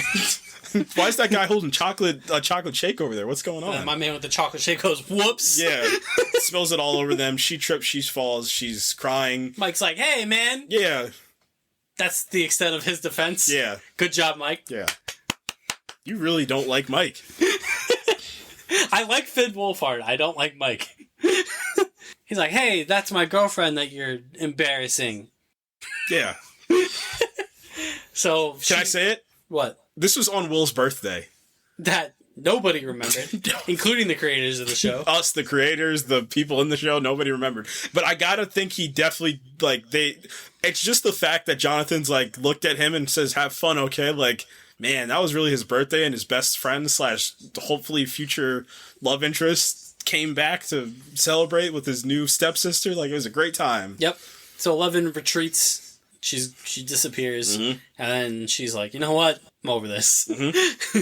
So she finds Angela and frickin' clocks her. Woo! Roller skate right to the dome. To the dome piece. Splits her head wide open. They walk right out. And then the cops show up. And they should have played Iran right after that. That would have been awesome. Yeah, 11's in trouble. can't do that. Can't go hitting people in the face with roller skates. And then, she gets arrested. Later. Yeah. Later, but before that, we get back to the Hawkins crazy plot. So Nancy's on the prowl. She's trying to find answers because she's Lois Lane in this situation. She's Lois Lane this season. Yeah. She takes her nerd with her. Yeah, but then... Fred? Some more... Yeah. Is it Fred? I think it is Fred. I think it's Fred. And then some weird stuff starts happening because Fred's so they get to the trailer park and obviously it's closed off because there was just a murder. The cop's like, hey man, there's a crime scene. Yeah, but then Fred starts looking at the cop and the cop's face starts turning demonic. He's like, you're a murderer, Fred. Yeah, and then he's like, I didn't do it. And then so he has a little scar on his face, and as he's talking, the scar starts to open up on his face. And then you're like, uh-oh. Fred got Chrissied. Yeah, Fred's about to get Chrissied. So... Boom! Are you looking for this? Yeah, he's seeing all the crazy stuff going on again. Boom! More demonic stuff's going on. He snaps out of it. It's normal. Yeah. The cop's like, yeah, just be careful. Nancy gets in. She spins a tale about babysitting a kid and wanting to check up on her. She's talking about Max. But she's just doing some good old fashioned journalism. Right. And she's like, "What's going on here? What is this?" And then is this when she meets up with Dustin and them? Not yet. Okay. Not yet. No. So yeah, she talks to Eddie's uncle. Yeah, and he's like, look, yeah. So Eddie's uncle, and she is really an investigative Lois Lane type because Eddie's uncle he says like he goes first. He's like, get out of here. Yeah, and then she's just like, I just need your help, man. Like she's like, I understand. Look, she's like, she says like. I don't believe that Eddie did this right. Like, I just want to find out the truth. Because I've seen some stuff. Yeah, I've seen some crazy things. I don't think it's as simple as you're making it out to be. And then he kind of tells her the story of Victor Creel. Yeah. More on that later. Yep. Put a footnote in that one. Put a big, massive footnote in that. And then Fred walks off into the woods. Well, he starts to hear things, so he walks out there. Boom! Grandfather clock. Uh-oh. If there's a theme, if you guys are just walking down the street and you see the grandfather clock and nobody else sees it, you probably got it like 5 minutes max. Yeah. So he sees this horrific image of a car crash and people burning alive, and it's obviously his backstory essentially of whatever happened with him. And then he runs because why wouldn't you? He falls into a pit. Good, great. And then this real squid-looking Mother Fluffer rolls up again, and he's like, "Come on, Fred. Come on home, Fred." Yeah. And then, ka-chink. Bones snapped, eyes blown out, falls in a heap. He's dead. See you later, Fred. That's 2, and 1's a coincidence. 2's a what is it? 1's an accident. 2's a coincidence. 3's a pattern. Yep. So. It's getting real crazy in Hawkins, and then Dustin shows up. He's getting the crew back together. He's new Mike. Good. Dustin better new Mike? Yes. Dustin smarter? Question mark? Yes. He's not book smart maybe because his girlfriend needs to change his grades, but boy is he street smart. So he rolls up on the video store. He's like, "Hey, can I borrow your computer?" And then Robin's like, "Absolutely not." And they were like, "I think Hawkins is about to be under attack." They're like, "Go ahead. Just use it again." So basically what they're trying to do, they're trying to find the last people that found Eddie so they can get some answers from Eddie because this death is just not normal. Yeah. They find it. They're detectives now. Cool. We roll up. 11 clocks her. Cool. They find Eddie. Even better. And yeah. And Eddie's like, "Hey man, look." He's like, "I'm in hiding, but I didn't kill Chrissy, but you wouldn't believe me anyway." And they're like, buddy, we're the main characters of Stranger Things. Yeah. Let me tell you about the plot of Stranger Things season 1 through 3 real quick. And then he just watches a YouTube reel and is like, "Oh, cool." Oh, so this is regular for you guys. Yeah, this is normal. Yeah. This is a little more than regular. Yeah, and then Eddie kind of explains Chrissy floated out of the air and then they were like, something had to have done this. And then Dustin's just like, it's Vecna, and they're who's Vecna? Because they name all of their villains after characters from D&D. Yeah. And Eddie, being a D&D, the D&D god that he is, says, "I know who Vecna is. He's the dark wizard of the who is the hardest D&D creature ever conceived." Yeah, because he's a man that turned into a dark that was transformed into a dark wizard. Yeah. Amazing, absolutely amazing foreshadowing. Some of the best that I've seen. Yeah. So cool. That's episode 2. We're into episode 3, and this is where we hit the ground running with the C plot of Hopper and Russia.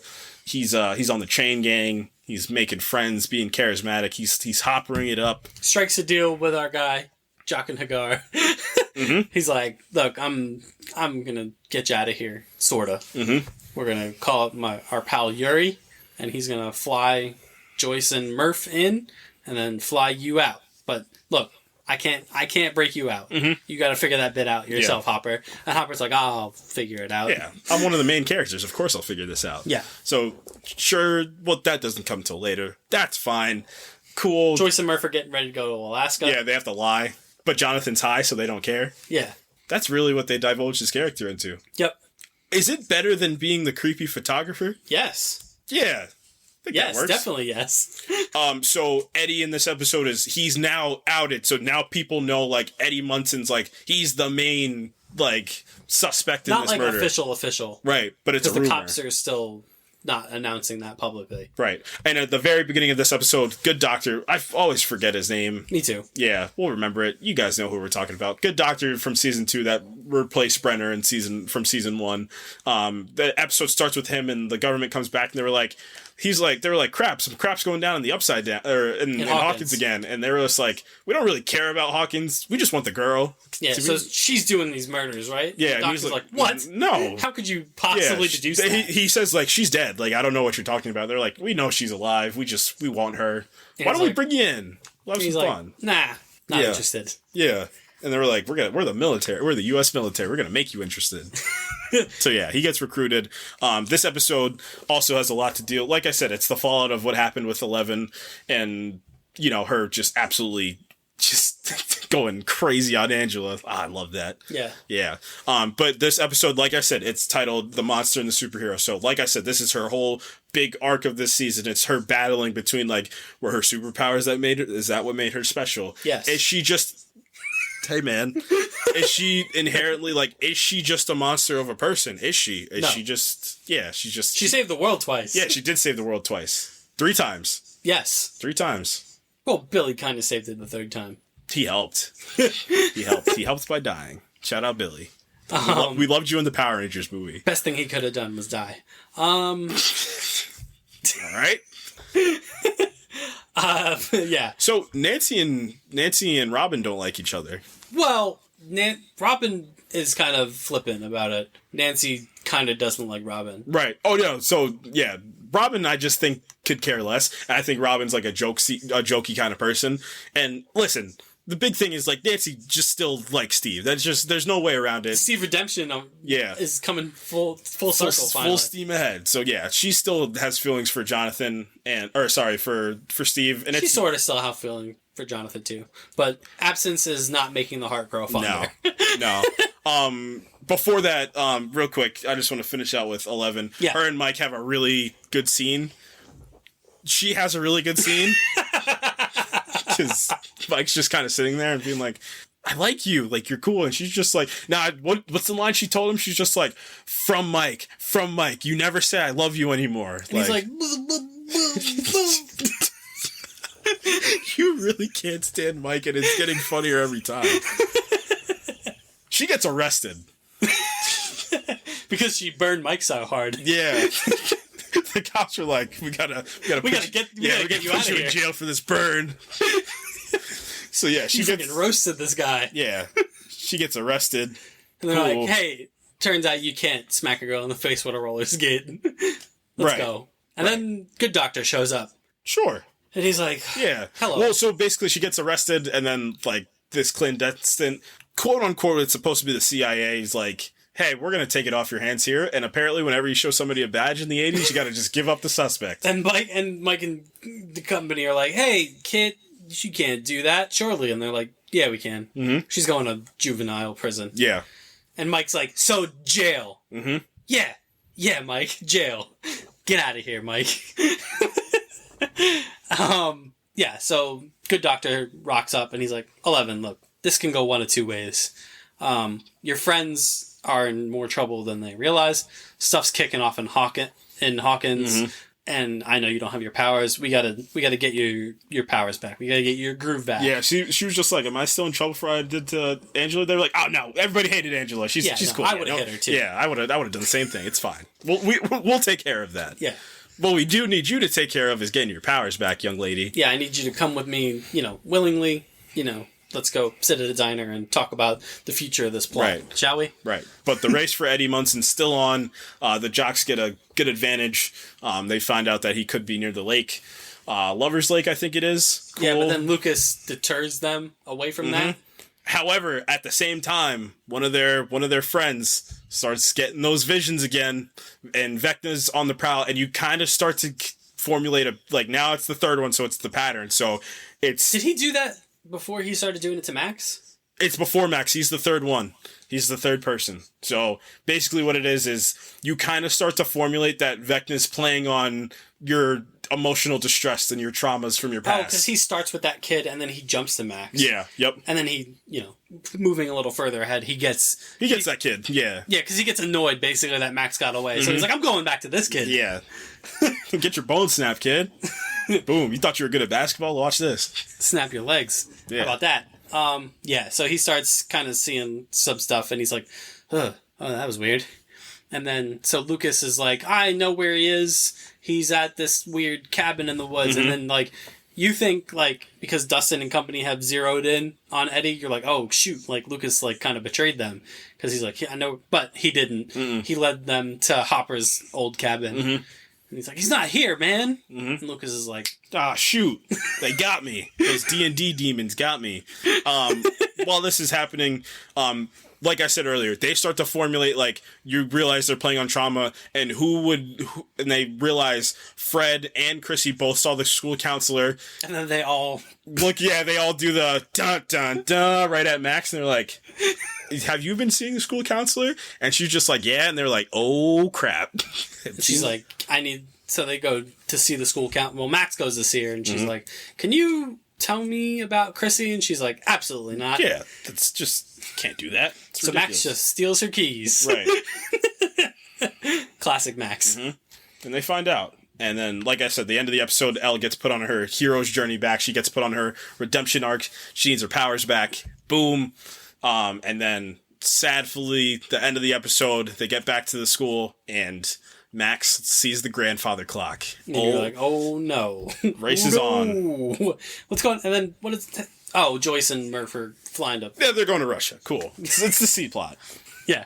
And then episode 4. This is the social media episode. This is the so one episode 4 is essentially we as a viewer know, the characters know Max is on the clock. NFL draft style. Dun, dun, dun, dun, dun, dun, dun, Roger Goodell gawks out in Vecna's 4th pick. Max. So Max is in imminent danger. So the race is on once again. We have to find out what Vecna's MO is, how to stop him. What even is he? Yeah, what is he? Yeah, they still don't know. But still Dustin puts it 2 and 2 together that he has to be a wizard just based on his powers. Because he's not here. He's Upside Down is severed. But he has to be powerful enough to get there. So then they put together there needs to be a rift somewhere. There's no way that he can be able to get through here without there being a rift open. And then Nancy, gets her Lois Lane on, and she's like, I got a hunch. I got a hunch. Right. And and before that, the kids in Cali are still dealing with the fact that Elle just got arrested and they don't know where she is, and they're like, crap, we got to try to figure this, we got to get our girl back. And then the secret agents show up. Yeah, and they're just like, look, we're going to stick 2 agents on you guys. Elle's going to get her powers back, guys. And they're like, yes. Yeah, they're like, cool, but can we see her? They're like, no. And they're like, Mike's like, boop, boop, boop, boop, boop. Yeah, and they're like, wait, we have to go find her. So they call up Argyle, and Argyle's like, hey, I'm working at a pizza place, so I'm going to give you the whole freaking pizza rundown. That's fine. Cool. So, yeah, they call Argyle. They're like, let's just get Argyle to drive us to find Elle. How are we going to find Elle? Dustin's girlfriend. That's how we're going to find Elle, because she's a genius. Yep. And she can hack computers. There's a shootout before that. Oh, yeah, that one-take shootout is awesome. Do I get to talk about movie stuff now? The government shows up. Yeah, the government shows up, and then like, watch it to... We're the government. Hello. Yeah. Where's Elle? We don't know. Bang! We're the real government. That's the clandestine government. We're the real government. We're just not going to have this. We're just not going to allow this to happen. There's a shootout. R.I.P. to the one special agent guy. Other special agent guy is wounded. He's getting tortured. But and in future episode, he's getting tortured. Other special agent guy gets wounded. He was putting in some work before he was. Yeah. Oh my gosh, he was. Man is trained. That man is capable. That man looks like he hasn't worked out in a little bit, but boy is he trained. Shout out that guy. Boy, can he handle a gun. But he gets wounded. They pile him into Argyle's van, and they're off. Mm-hmm. They're off to find the wizard. Yeah. Not the Vecna wizard, the computer wizard. Yeah. So, yeah. Special agent dies, gives them a number. They're like, crap. What does this mean? Yeah, what does this mean? No, he gives them a pen. And then he's just like... what does this mean? What does this mean? And then Mike's shaking the pen. He's like, there's a number inside of here. Let's call that number. Whatever, Mike. What Scooby-Doo kind of stuff was that? Congratulations, Mike. You figured out one thing. Yeah. Lucas reconvenes with the team. He's like, hey, guys, I'm back. I'm sorry. I'm back. The jocks are looking for Eddie. Yeah. I'm with you guys still. Don't worry. I'm just, playing double agent. Has a real nice heart-to-heart with Max. She's the emotional core of this season, by far. She's the one that drives the heart of all things that we love about, the characters of Stranger Things. She really embodies and encompasses that. Clock's ticking. Yeah. Lucas kind of tells her, like, hey, like, we're here for you. Like, you've been so distant since Billy died. And she's like, oh, yeah? Yeah. Wonder why. Yeah. And then, but Lucas kind of reminds her, like, yeah, I know that you're sad, but, like, we're here with you. Like, we've all seen some stuff happen over the last, like, we are here for you no matter what. Real nice. Real touching. And then Nancy's like, guys, I got a hunch. I'm going to follow it through. And Steve originally is like, I'll go with you. And they're like, well, if you go with her, who's going to drive? And he's like, but I want to be with Nancy. Mm-hmm. They're like, not yet. Give us some time. Not yet. And Robin's like, I'll go with Nancy. I don't care. So they go to the library, and Nancy's like, I need to look for anything about this Victor Creel. Yeah, character. So basically, there's this guy in the town that went on a murder spree. So in episode 2, when she went to Eddie's uncle's house, or the trailer, he tells her about Victor Creel, and Victor Creel, same concept with the clock. There was a clock and some weird stuff happened, and he went on to murder his whole family, and then he gouged his own eyes out, and now he's in a mental facility. Oedipus style. Yeah. Oedipus style, gouged his eyes out, and then he's in a mental... And Nancy's like, well, this is kind of like a dead end, because everything I'm finding is like, he did the murders and he got locked up. Yeah. Like, he couldn't have done that. And Robin's like, but you guys deal with supernatural stuff, right? Nancy's like, yeah. And Robin's like, why don't you check the Supernatural magazine for stuff? Mm-hmm. And she's like, wait, you being serious? And they found out Creel's still alive. They thought Creel was dead. Still alive, and blamed his murder spree on a demon. Yeah, there was a demon in the house, and an angel's voice saved him. And Nancy's like, that's interesting. Yeah. She's like, all right, let's go chase this lead. They did the whole Book of Ashanti versus the Darkhold from Doctor Strange, because they were just like, there's a demon in town, the perfect antithesis, an angel to save us. Yeah, and they're like, what does that mean? How do we get... And then some real hand-wavy stuff goes on here with them getting fake documents from a college. Oh, yeah. They finagled their way in there. It was insane. Oh, they also find Fred's body, by the way. Right, yeah. And so Nancy's like, man. Crap, I had a real vague kind of friendly relationship with that nerd. Yeah, cool. Darn. Meanwhile, all this is happening. Hopper's still in Russia. But he does break out. He does end up breaking out. He goes to Yuri's like place that he has in Russia just to be, chilling there. He's just like, I'm safe. Finds some peanut butter. He's like free. He's like, home sweet home. Nope. Russia's right on his tail. Cause Yuri sold him out. Sold him out. Not only did he sell him out, he sold the Russian guard out too. So and Joyce and Murphy. Yeah. So he sold it. So Yuri's like, I just care about money. Y'all can go. Up the river. Hopper's taken back to jail. He meets his Russian guard in jail, and he's like, "Look at us, pair of traitors, pair of guys who are back in jail." Mm-hmm. And then Joyce and Murphy are abducted and taken on a plane. Mm-hmm. And here he's like, I'm going to give you guys to the KGB because they pay real nice. Right. So, like we said, Nancy and Robin, they're interviewing Creel. I like Yuri. Yuri's great. Yuri's just, he's about that action. He's just like, I don't care. Classic mustache twirly, like... Secondary villain. Yeah. Yeah. So, cool. This is all happening. Creel's... This plot's moving very slowly. It really is. Plot. Yeah. And I'm still invested. It's intriguing because... You know why you're invested? Because all you want is for Joyce and Hopper to be reunited. Yeah, and I mean, I'll take that a step further. I think you also I think that's going to be a big piece for, like, Ella to really hit, like, get over the hump. I think it's going to be Hopper as well to get her over the hump. Yeah, it's real, like, Game of Thrones logic. Like, we split your faves up, and the big cathartic moment is when they all reunite. Mm-hmm. That's what we're building to. Yeah, and I definitely do need to mention that the Freddy Krueger actor plays Victor Creel here. Robert Englund, yes. Yeah, which is pretty cool. Nancy and Robin go to the psych hospital guised as psych students, writing their master thesis, and it's almost time, and they're like, we just want to talk to the most dangerous man in your prison. And the guy's like, all right, fine. Yeah, go ahead. You guys are two pretty women. Cute, yeah, right, basically. Robin goes on a real nice diatribe about how, like, women in their field are not respected, and that's what really kind of convinces him to go. And then, cue Robert Englund, the actor who plays Freddy Krueger. And then we get a cool flashback. As Victor Creel, and he kind of walks Nancy and Robin through what happened the night that his family died. Mm-hmm. So, and then, obviously, because this is Hawkins, you start to believe Creel a little bit. You see his daughter is just completely mutilated the same way that Chrissy and Fred were, and his wife as well.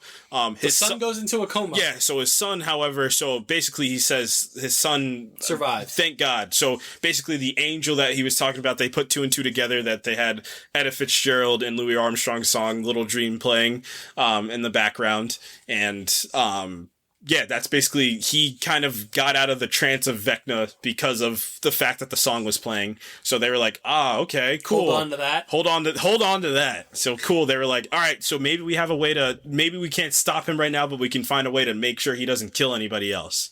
But, more importantly, make sure he doesn't kill Max. However, Max's visions start to really ramp up, and this episode is titled Dear Billy, and this is like one of the best episodes of television I've seen. It's incredible. There's a ticking clock on top of it. There's stakes. There's weight. There's good filmmaking. Like, this episode She's writing letters. She's writing letters to everybody. And again, Lucas goes at her again. And obviously they were dating the season prior, but he tells you, like, you don't write me a letter. Just talk to me. Like, I'm still, like, we're all here. Like, he keeps like, he's pleading for you. He's like, I'm here for you right now. I don't need this letter. Just be with us right now. We got through the last 3. Like, we're gonna get through this.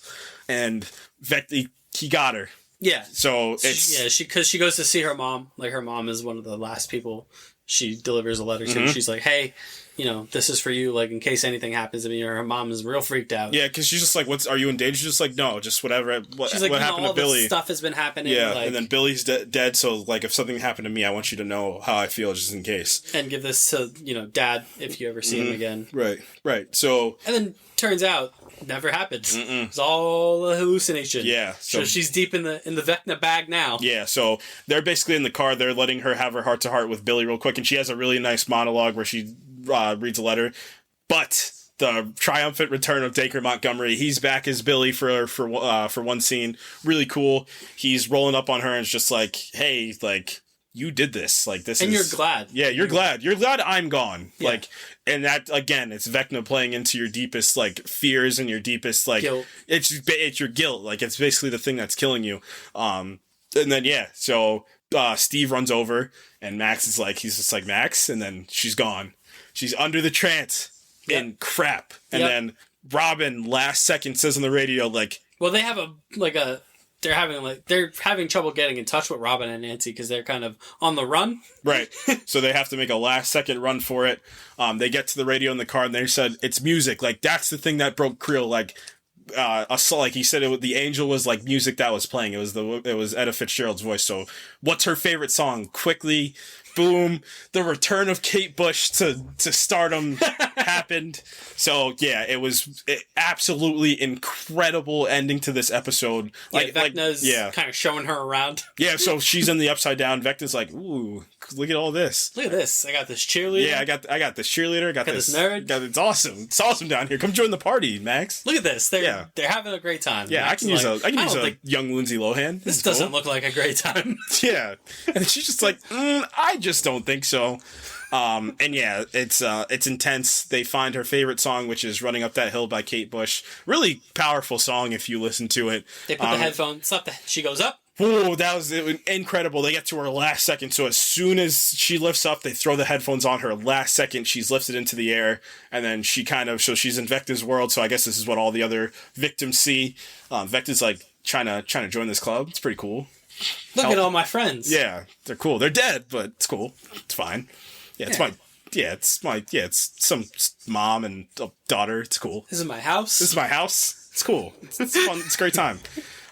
So yeah, Vecna's got her. We didn't even talk about him yet, We're gonna start probably now. Yeah, thank God for using practical instead of making him a CGI character, because it makes it. And again, he's supposed to be like the Freddy Krueger type, just this like menacing walks. Like he never runs at you, he just walks at you. Comes at you with tentacles. Like he's got, but the moreover, like he's got full control of the Upside Down. He's got full like control. Like he's got it. Like because the Mind Flayer is gone. Yeah, Mind Flayer's gone. But Dustin makes the reference later in the show that like if the Mind Flayer was like the big bad, like that's his all-star #1 general that's there. So yeah, like we said, they threw the tape in last. Yeah, hang on to that. Yeah, hang on to that. Boy, hang on to that. So they get the tape on her. She lifts into the sky. Crap. This is going to be the end of Max, and then Kate Bush saves lives. The portal opens. Yeah, she Vecna's sees. like, it's futile. Yeah. It's over, Anakin. I have the high ground. Yeah. And then Max is like, you underestimate this pen she had in her pocket or whatever. Slice one of the tentacles. He's running away. Yeah, he's like, crap. You mind? Dang, come on. That was rude. Yeah, that was rude. All right, I guess. So she's running. He's throwing tentacles at her. She's dipping and ducking and diving. Dip, dive, dodge. And duck. You can dodge a tentacle. You can dodge a ball. Right. And she's okay. She's okay. Yeah, so she basically runs out. He's just, like you said, he's dodging everything. She reaches the portal, but the scene ends, but then you find out that she's okay. Thank God. She keeps replaying, like, Lucas pleading to her all the time. She goes through, like, all of her past memories with the squad. Like, she does have people that care about her. And Vecna's like, ooh, crap. Good thoughts? That's what beat me? Crap. But, yeah, absolutely incredible, emotional episode. This is like one of their crowning achievements and that's to say something about this show being one of the strongest shows that's been made in recent memory. Like this episode is like, it's a triumph. This is the thing that this show should be the most proud of what they were able to achieve. What's her name in real life? Sadie Sink. Yeah, Sadie Sink. She's going to be an absolute, like, this was probably the thing that's going to turn her to whatever that horror movie that she was in last year, she's turning herself into, I think she's going to be in Darren Aronofsky's new movie with Brandon Fraser too. Like this is going to probably be the start of her stardom. She was in that music video where she played Taylor Swift. Yeah. With Dylan O'Brien. Yeah. So now basically Max is okay. So now the crew has to go on the offensive. Like we know how to kind of combat him a little bit. Now we're in Avengers Infinity War territory now. We have to figure out we have to get back to the Upside Down and confront this guy. Right. But how are we supposed to do that without our star player? Speaking of star players, so we got to get 11 her powers back. So basically this episode revolves around the Nina Project. So this is a flashback heavy episode. Yep. As well as we kind of get some more resolution to Hopper's plot. I forget the guy's name. Yeah. I just call him Jock and Hagar from Game of Thrones. Sure. So Hopper's Russian best friend, the old prison guard, he's now in jail with him. Also the CIA or the clandestine organization agent dies. But like we said, so we kind of jumped the gun a little bit, but they give him the piece of paper. See, Susie's back. Susie's back. Everybody loves Susie. Everybody, moreover, loved, what's her name? Whatever Susie's babysitter was. Yeah. People loved her more. They were gushing over her.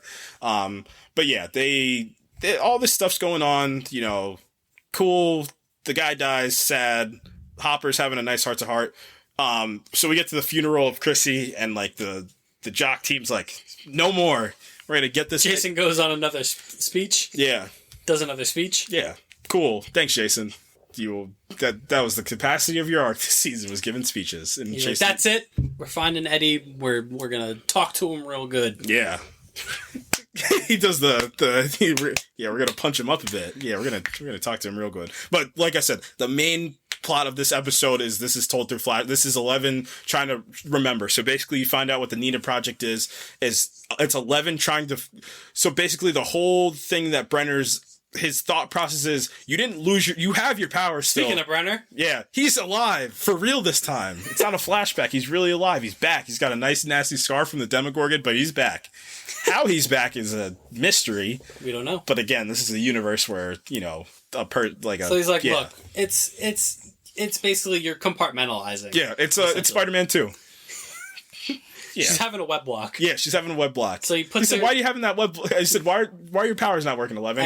Existential crisis. Crisis. Yeah. You know, my boyfriend doesn't love me anymore. Yeah, so my father died. We have to put you in this, basically it's a sensor deprivation tank. Again. Yeah. If it ain't broke, don't fix it. Yeah, that's replaying these videotapes and these images from when she was in the Hawkins lab. Right. So, like I said, her powers aren't gone. She just needs to remember. That's all she needs. She needs her memory to come back so she can access that part of her brain that unlocks her power. So, cue a bunch of different, really they missed memories. Can I say they missed the perfect opportunity for an 80s montage? They simply did. Well, because you're the best. They had to play through a bunch of different things. Yeah. So, and this is also a horror-esque show too. Yeah, so she's in the Hawkins lab, you know, reliving these horrible memories. Cue really creepy orderly guy. Yeah. So, all right. So, new character alert. Creepy orderly guy. All right, cool. So there's an orderly. He's younger than all the other orderlies. He's around. He's talking to them very differently than he's more involved than all the other orderlies. Something just ain't right with this orderly. Yeah. So he's talking to 11. He's like, you know, I can help you. Like, let's play a game together. You know, you're my pal. You're my little homie. Yeah. He's real weird. Yeah. So while this is happening, Yuri kidnapped Joyce and Murph. Yeah, so they're on their way to Russia, and Joyce is just like, "Hey, we gotta get out of here." Yeah, and Murph's like, "I took karate," and he's just like, "I fought a real bad 15-year-old. I could fight this Russian mobster." And then he does.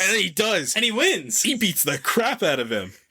Yeah, and they got a plan. Basically, their plan is he's going to take the place of Yuri when they go to the prison. They're going to keep Yuri's mouth taped, and he's going to act like Murph. Yep. And that's how they're going to get into the prison and save Hopper. Meanwhile, back at the ranch. Yeah. They're going to be basically executed. Mm-hmm. But they think that they're just going to have a fighting chance to fight something. Again. Yeah, they don't know yet, but Hopper knows. Hopper has an idea, yeah, but he doesn't outright know yet. Until he gets confirmation. Yeah. Once he gets, what the rumors of what the thing looked like, then he knows exactly what it is. Yeah. It's the Demogorgon. It's back. Yeah. And Hopper's like, look, they're not... They go... Is this in episode 6 where they have their kind of last rites read to them? Yeah, it's episode 6, right. Where they go and have the meal and everything? The Last Supper. So we'll save that for a bit. And then... so this episode's more or less about 11. Yeah, but a plot getting into the end is more over... Basically, the whole squad, they go to Creel's house. They're like, something's up. There's no way that Creel just killed just after they talked to him, they're like, there's no way Creel killed his family like that. I think they were like, he's definitely telling the truth. And then, boom, there's a big old grandfather clock in the middle of the room, but it's the real one. Everyone's like, Max is like, you guys can see this, right? And they're like, yup. And they're like, she's like, thank God. I had Kate Bush on repeat all day, which she actually does. She has that song just on repeat. Just keep rocking. So cool. That's happening. They find Eddie. He's in the middle of Lover's Lake. Eddie's like, I gotta get away. The basketball team's back. They found me. I don't know how they did, but they found me. So cool. He's sought after. They're swimming in the lake. They're trying to get him. Ah, crap. Remember that basketball player from earlier that was seeing the visions? Vecna's like, we're gonna fast forward this bit. Yeah. Y'all already seen this before. Vecna's like, you know what? I'm gonna forego all the formalities. Here's the grandfather clock, and your bones are snapped. Crunch. Crunch, crunch. He's dying. So, all right, this is happening. However, again, the question presents itself. How is he able to do any of this? He's still in the Upside Down. But then Dustin's just like, you idiots, don't you remember? Like, my compass is backwards. Like, so basically, preface that before, they were trying to find where Eddie was. He went to this special rock. Also, before when they're in the house, they figure out, they remember the lights bit. Mm-hmm. About, and then they go to the attic, and they're like, oh, shoot, this is Vecna's headquarters, but in the Upside Down. Right, right. So, he, at a specific time, which we later find out, goes up to the attic of his house in the Upside Down. He kind of plugs in, and then he kills somebody. Mm-hmm. For why? We don't know. We find out later, but we don't know right now. Right. So they're like, this is where he is. Mm-hmm. And then they, that's basically the big bit of information that they get. Steve and Nancy have a nice kind of thing. We're slow building. We're slow burning that reconciliation of that relationship. But yeah, so we get to the lake, Patrick, crunch, snap. Yeah. Also another really amazing bit of foreshadowing. So Vecna does his thing, he snaps, and then immediately 11 gets brought back, because before that she goes into cardiac arrest when she's in the Nina Project. But then Vecna does his snap, and 11 comes back. So what's going on? And the doctor's like, that's it. She's out. Brendan's like, look, this can work. Yeah. So all the military officials go to grab Elle. Boom! She's back, baby. She's got her powers back. And then Brenner walks up to her and she's just like, I'm leaving. And Brenner's like, go ahead and try. And then she tries to use her powers and he's just like, see, you can't use them. That was a moment. That was just one moment. You're almost there, though. You're getting there. Mm-hmm. You're almost there. So, boom. Elle's back. She's almost there. We're into episode 6. Back into the tank. Get back into the back to tank, Luke. So, cool. We're back. So now we're with Susie. Susie's trying to find Elle just so they can break her out of whatever horrific prison she's in. Presumably. She's just trying to get her powers back. No harm in that. No harm in trying to be a hero. This is where Hopper's plot takes like a Jurassic jump. Like we said, they basically get a Last Supper. Hopper's like... They're going to be given the opportunity to fight this thing. Monstrosity that can't be defeated. Right. Which is what Hopper's saying. He's like, we're all dead. Yeah, so basically all the Russians, like, prisoners are like, we have some hope. Like, yeah, they're going to give us weapons. Yeah, they're going to give us weapons. They're feeding us, so we're strong. And Hopper's like, what did you say this thing looks like? They said his head opened up all the way. And Hopper's like, you guys didn't watch season 1 of this show. we're dead. Yeah, it's a Demogorgon. Yeah. you fools. Yeah, we are toast. He's like... You guys better eat that toast before we are toast. And he's like, the only thing that can, frighten it is fire. That's it. That's the only hope we have. Right. Where are we going to get fire in a time like this? It's cold. It's Russia. Right. So cool. All this is happening. Nina Project's still running strong. Elle's like, put me back in there, coach. Meanwhile, this orderly's getting real friendly with Elle. Real creepy orderly guy. Yeah. He's giving her advice on how to beat them. And he says he says 2 things this episode. A, he looks at the number on her arm and then she asks, like, was there number 2's been bullying me? So again, it's a nice parallel. She's been getting bullied by Angela. She also got bullied back in the day, because she's the special one. She's got more power than the rest of them and everybody knows it. And they're trying to keep her down. So he says, there was a number 1 here. He too was pretty powerful, and that's this is a real Palpatine Anakin situation. Yeah. Do you know about the tragedy of number 1? So yeah, he's just like, that's a story for another time, though. Not important. What is important is that we break you out of here. We're gonna get you out. Cool. Awesome. This is in the past. This is in 1979. Meanwhile, so yeah, we're gonna get you out. Well, this is how you're gonna defeat everybody. Put a pin in that. Yeah, and he also says, like, the best way that I gotta handle that number 1, or to get a handle on your power is, like, lock in, find a memory that you find really tragic, and pull some anger out of there, and that's how you get it. And she obviously anger leads to hate leads to the dark side. So cool. She finds that memory, and that memory is her mother being taken away from her when she was a child, trying to rescue her from Brenner in this whole situation. Yep. So that's all happening. And meanwhile, the A-plot's going on. They figure out that Vecna does have a rift, and he's able to make rifts himself. He's able to, cross over into this world. And there's a rift in the lake. That's why Patrick was killed in the episode prior. They call it Watergate, which is hilarious. Meanwhile, the cat's out of the bag when it comes to Eddie. Yeah. So Eddie's now quote unquote known murderer. But now the town thinks Jason presents to the town hall meeting that, like, this is the he almost got there. Yeah, he almost got there. Yeah, he almost got there. Yeah, but he missed it by like this much. Yeah, they Marshawn lynched him in the Super Bowl because he's like, there's weird things going on, but Eddie is possessed by a devil from Dungeons and Dragons, and some of the people are like, this is stupid, and some of the people are like, yeah. Let's go get him. Pitchforks. Yeah, basically, yeah. So and then they basically identify all the members of the Hellfire Club as persons of interest. Right. So basically the cops come back and they're like, You better not be vigilanteing. Yeah, kids, you better stay at this house. And then, they lied. They lied a bit. So they come to the gate rift, and then the adults, Nancy and Robin and Steve and Eddie, are like, we're going to go to the Upside Down. You kids stay here. Mm-hmm. Yeah, and Steve's like, I'll go first because I'm the main character. I got main character. Yeah. I'm a main character. I got strength. Yep. Falls into the Upside Down, and he's attacked by bats. Bats. Then the episode ends. He doesn't even try to. I don't think he wants to go. I think he just wants to see it, and then Vecna pulls him into the other side. Bats everywhere, and then Nancy. Then the episode ends. Yeah. You're like, oh no, it's curtains for Steve. Yep. And then the episode opens, and Steve v. Bats, Dawn of Justice. Yeah, and Steve 1, Bats, demonic Bats 0. Until more demonic bats show up. Yeah, and it's too much. But then Nancy, without a second thought, dives right in because love. Yeah. Yeah, and Robin also dives in because I'm Ethan Hawke's kid. And then Eddie's like, all right. I'm gonna. Yeah, I guess I'll go. Eddie's on a courage arc this season. Yeah. That's nice. And then kids versus bats. Kids versus bats. Adults that play kids versus bats. The Power Rangers versus bats. Kids win. Kids win. Kids 1, bats 0. And they're like, shoot, we're back in the Upside Down. Right. Meanwhile, back at the ranch. Yeah, 11's almost there. She's almost there. She's almost got her powers back. She's right friggin' there. Having more weird memories with the orderly. Right. C-plot. Hopper's about to fight this thing. Yes, we're ramping up. Big fight time. Yeah, so basically Hopper steals a bottle of whiskey and he steals a lighter or a match. And he's like, cool, I'm going to light this sucker. You guys can fight all you want. You guys are about to get killed. I'm the only Russians, Jock and Nagar's like, you crazy SOB. Yeah, you crazy American.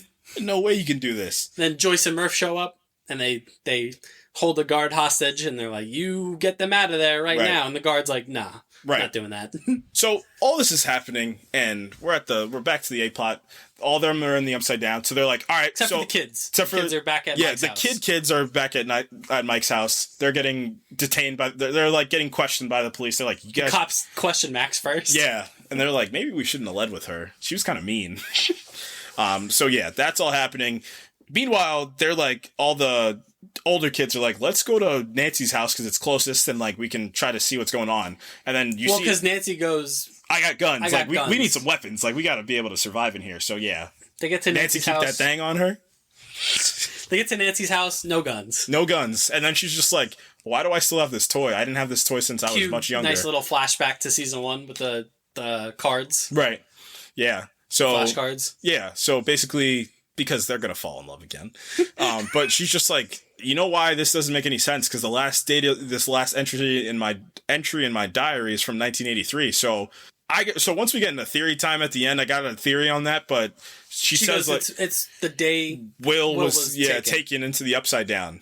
I guess I could just say it now. I think my big thing that I'm buying into. What if Will's the big bad of this whole entire thing? That would be pretty redemptive for this character that's been not doing much the last 3 seasons. What if Will's the one? Like, he's like, what if he's Anakin? Like, what if he's like the one that's like... That would be pretty big. Yeah, like, he's the one that's been running this whole thing. This is why everything keeps going to crap, because, yeah, because it's so convenient. You know what I mean? Like, and like, why that point in time? Yeah, like that was my big thing. I was like, the day Will gets taken, so basically what the whole thing is, like, the Upside Down, it stopped moving in time. Like, it's stuck on that day in 1983. So what are they, in 1986 now? Yeah. So it's 3 years later. It's been like 85 years in real time for us because we haven't seen them in forever. But cool. That's all happening. Elle's having more flashbacks, and basically what you want to know is what happened. Like, where did this massacre come from? Why did she kill all those kids? Did she? Yeah. So so orderly's like that friendly orderly's like, I gotta get you out of here. I'll help you. Like, but I got this thing in my neck, and they're gonna track me if I get out of there. And then she's just like, I'll take it out of your neck. And then he's like, cool, let's go away. And then boom, the other orderlies find them, and all right, give me the first dun dun dun, then we'll go from there. Dun dun dun. Rolls up his arm. He force pushes them away. You got powers? Not only do I have powers, give me another one. Dun dun dun. I'm number 1. Whoa. Cool. All right. He's number 1. He's number one. Yeah, he's number one. All right, so cool. So maybe number one's like, the fallen one that needed to break out. Maybe he's a good guy. Cool. Yeah, the fallen one. That never alludes to anything ever. Yeah. Certainly not the devil. Absolutely not. Never. So they're on the run. They're like, all right. And then he's just like, Elle, wait here. I'm going to clear a path for us and we'll get out of here. Let's just round up Hopper real quick. Demogorgon. Yeah, Demogorgon's back. Oh, Massacre times a million. Looking good. Oh my god. How much did the Demogorgon get paid for this cameo this season? Same amount as Andrew Garfield in Spider-Man No Way Home. It's the same exact amount. But Demogorgon wrecks absolute shop, kills the one where it opened its mouth and was eating the head off the I was like, oh, that's sick. Classic Demogorgon. Yeah, classic Demogorgon. No speaky, only Edie. So yeah, Demogorgon's going crazy. Hopper's got the fire. Gets his Russian best friend. Yeah, get back, Beast. Yeah. Does his Gerard Butler impression from Gladiator. Get back, Beast. Yeah. So it's basically the two characters that we care about in the pit. Mm-hmm. Jock and Hagar and Hopper, and they're saved. Cool. They get in. Demogorgon's still out there, which I guess will get paid off, or maybe not. Who cares? That's fine. So they're safe. Joyce is there with Murph, or Murray, whatever. It's Murray. Yeah. I like calling him Murph. Okay. Don't let me leave, Murph. So, yeah, C-plot tied up. Cool. Reunion. Yeah. First reunion. Yeah, C-plot taken care of. Cool. Done. Nice. Wrap a bow on it. Back to B-plot. All right, so...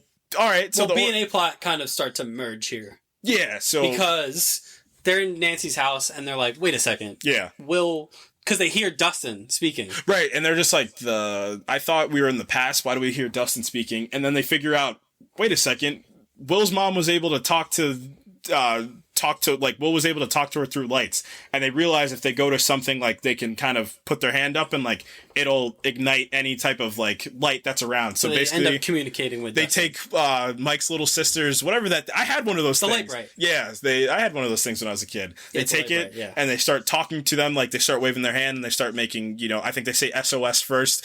So Eddie says SOS in Morse code through the light first, and then they take it and they're like, cool, now we have a way to communicate. Now we need to find another gate. Yeah, so they were like, oh, they went through Watergate? That sucks. Maybe you shouldn't have done that. And then they realize that all the murder scenes are gates. Yeah, so they figure out that the closest one is back at Eddie's trailer. Right. And they're like, well, we'll meet you there. Right.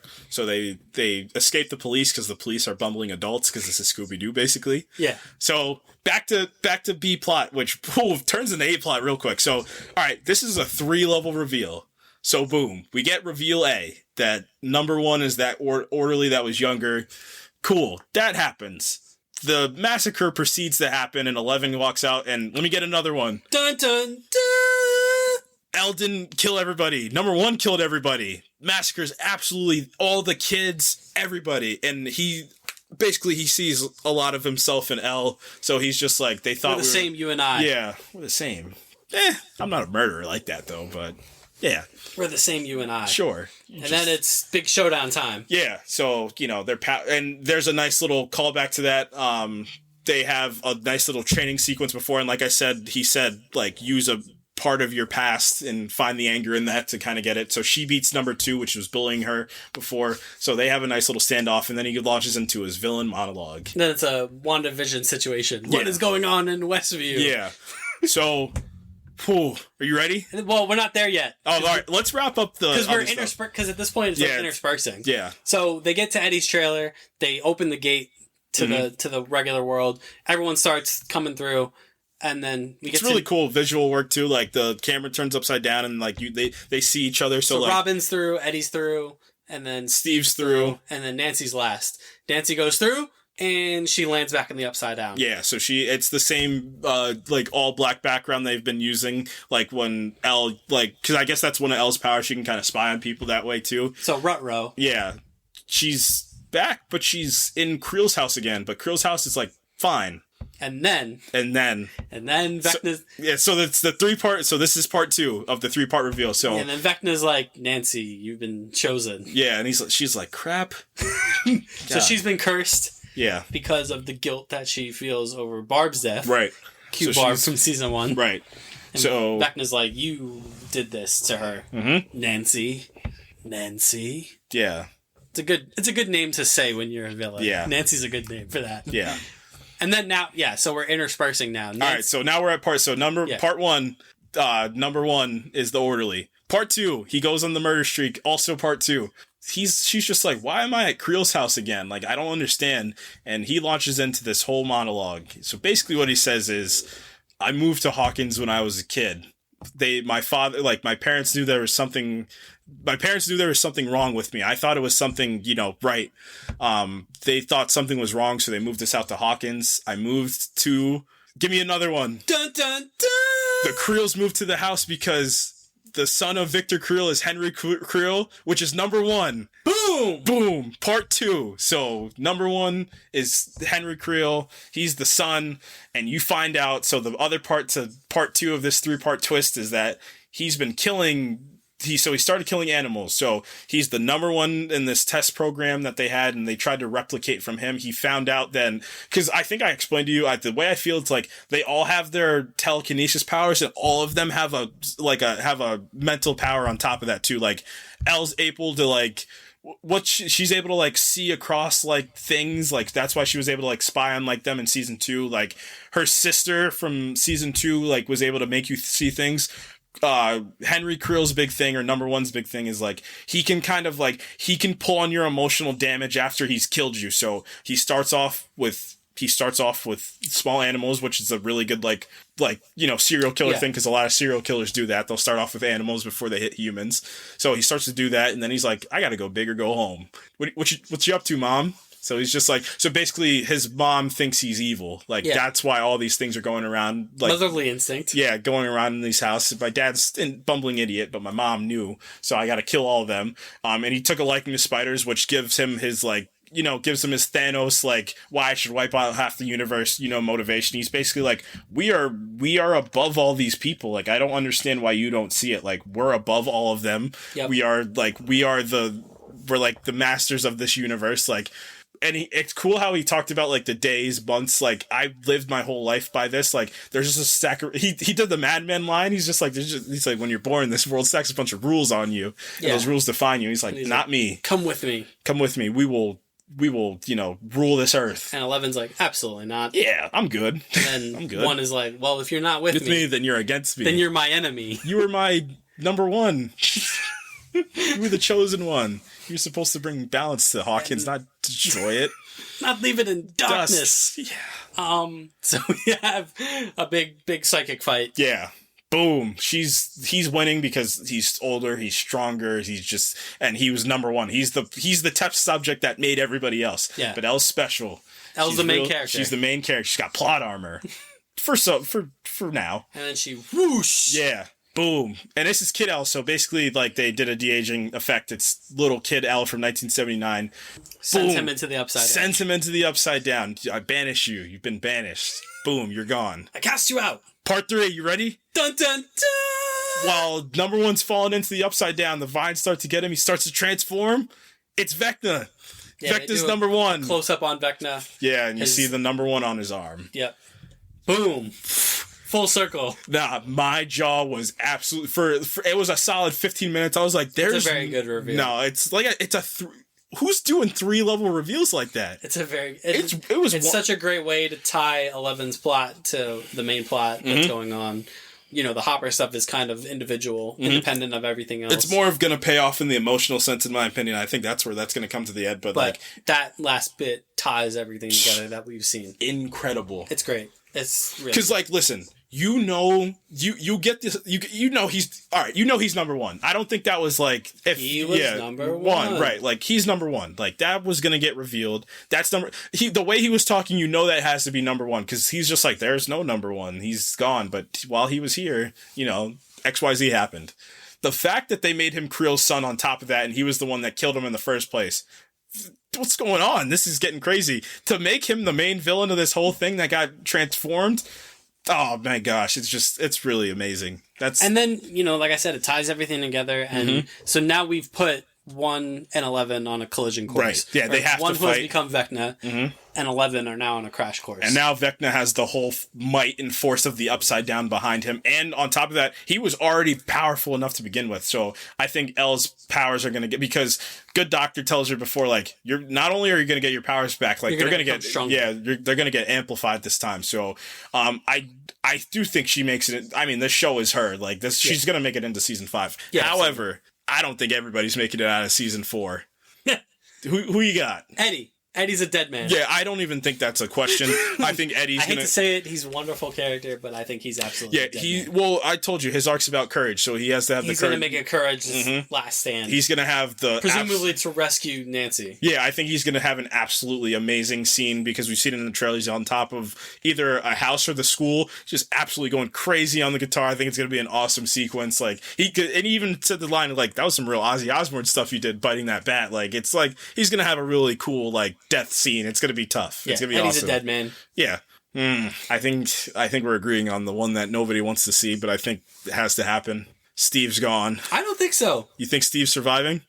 I think they gave us the near miss with him with the bats. You know, it was like curtains for him. I think they are going to pay off the him and Nancy thing.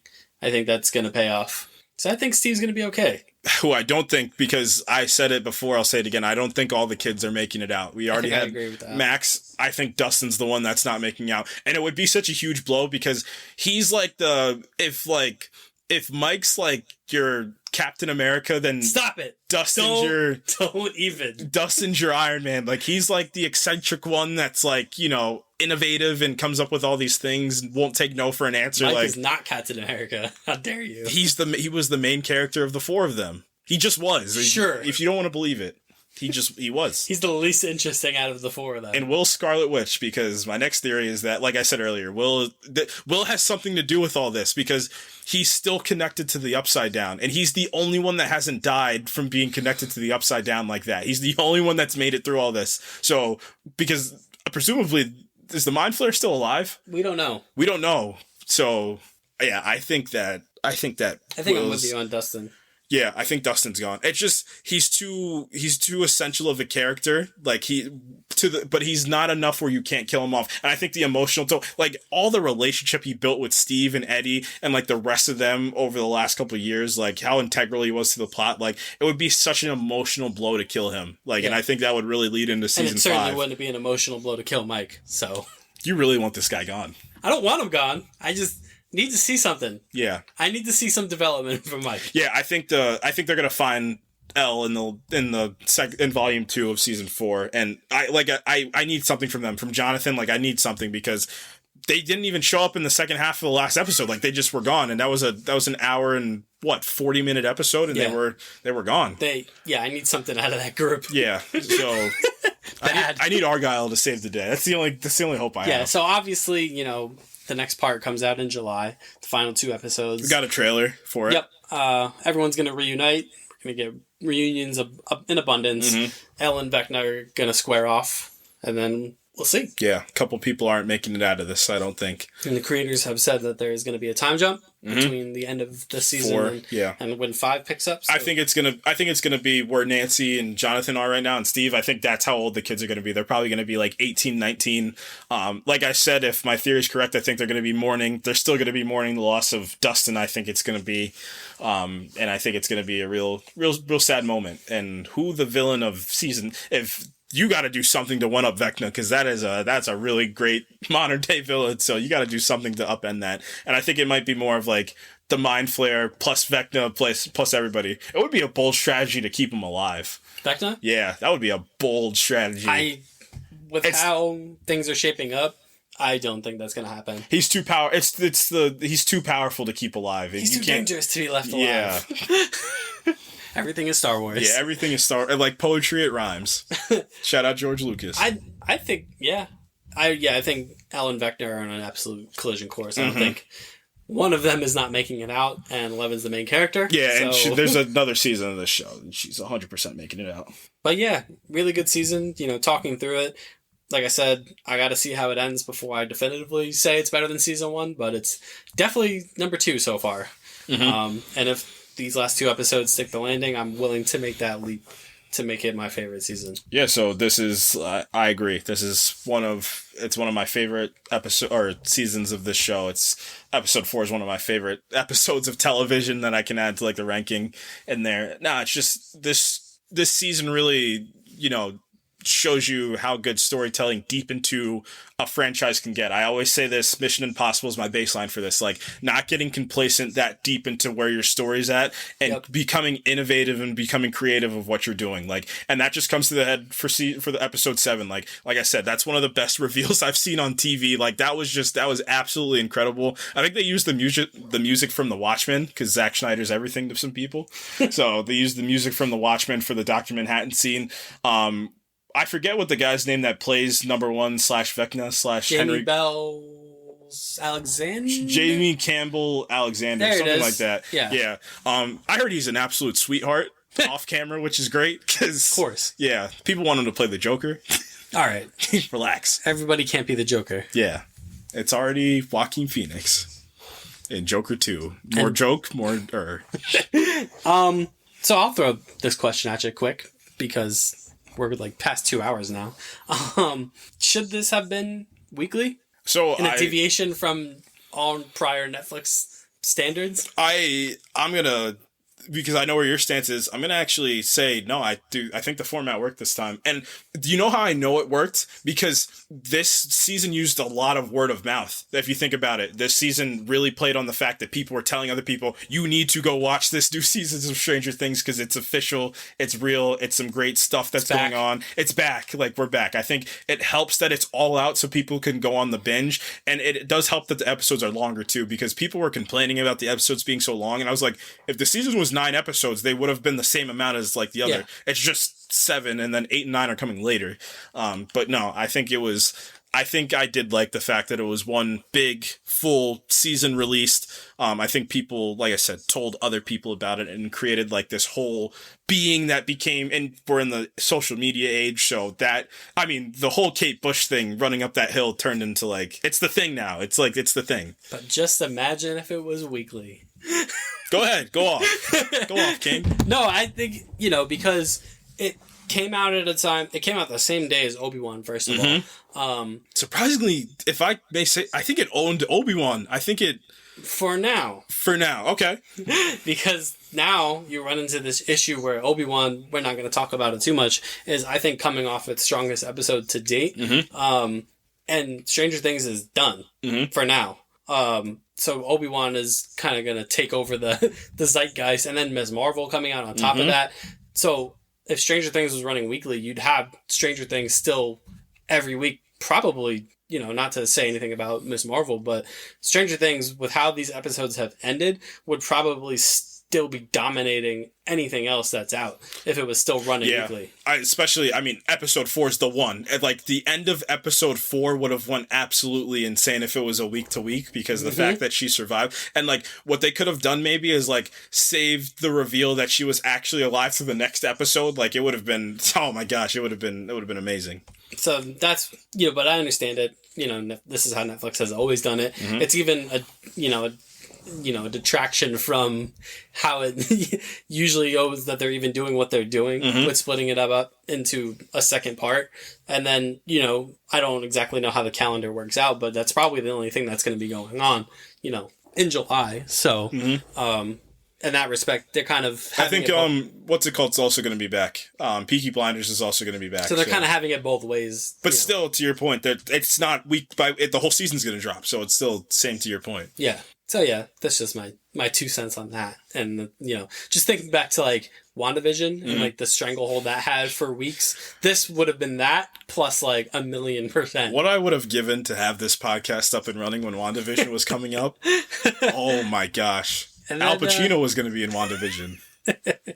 Reed Richards was going to be in WandaVision. But yeah, just Stranger Things is, still got it. Yeah, it's still got That's it. really the takeaway. Yeah, and at the end of the day, we're all running up that hill. What's your song that would bring you back? Go first. Go ahead. Oh, you want me to go first? Go ahead. Mine would be It's Gotta Be Ain't No Mountain High Enough. Marvin Gaye. That would be mine. There's no way. Is it the same song? No, there's absolutely no way. That's insane. I knew we were meant to do this.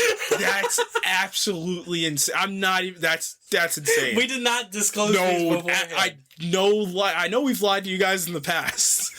This is no lie. I will preface my song. My song would probably have to be "Everybody Wants to Rule the World" by Tears for Fears. I think that's one of the most incredible songs ever made. Really powerful message in that song. I think that would break me from my mold. If I were to get funny, and if I needed to have a little fun, I think it would be Mrs. Officer. Lil Wayne would get me out of there. That Wii U would definitely even have Vecna dancing and with his tentacles and his vines in the upside down, getting fun, having fun. Maybe some Frank Ocean to make him sad would be cool. Little pyramids. Yeah, little pyramids. Little Thinking About You. Little Godspeed might work. That's hilarious. Maybe 8 Mile might get you out. Lose Yourself. Lose Yourself would get you out. That would get Vecna going. Yeah, yeah. Where are you going? Where are you going? Vecna would get out of the upside down. Yeah, he would. If Lose Yourself came Turn on. himself back into Henry Creel. I still can't believe they pulled that off. It's so good, man. You texted me right out because you watched it later. You were like, "Nah, there's no way they just did that." He said, "It's what?" Crazy reveal. It's so crazy. Now that look he was giving when he was telling Elle the story, I was like, this guy's not even in the. He's more creepy out of the makeup than in the makeup. I was like, Jesus. Yeah, I guess that's a pin on Stranger Things. That's it. We'll be coming back for the second part when that inevitably comes out. Dose. Yep. You been doing anything interesting? Watching anything interesting? Been watching some movies, trying to get ready for my movie that we're making. It's fast approaching, so I've been watching a lot of stuff. Let's see what I've watched. I watched Whiplash. I've watched Do the Right Thing by Spike Lee. I've watched classics. Yeah, I've watched The First Rule About This Movie is we don't talk about this movie. I've watched The Departed. I've watched the original Top Gun, and I watched Top Gun Maverick again. So yeah, wonderful. Watch more movies, everybody. They're the great things that make up our society sometimes. And help us through some things, just like Kate Bush helped Max get over Vecna's curse. What's your movie that'll get you out of there? It's probably Remember the Titans. Yeah. I wouldn't expect anything different from you. Interstellar would get me out of there. Don't let me leave, Murph. That's 2 in this episode. Love you, Matthew McConaughey. What have I been doing? Nothing really. I did want to kind of cut this part out to talk about PlayStation State of Play. Yeah. So too short. Too short. It's always too short, especially in the summer when they have some big reveals. The big trilogy of reveals. The Resident Evil 4 remake, which looks outstanding. Mm-hmm.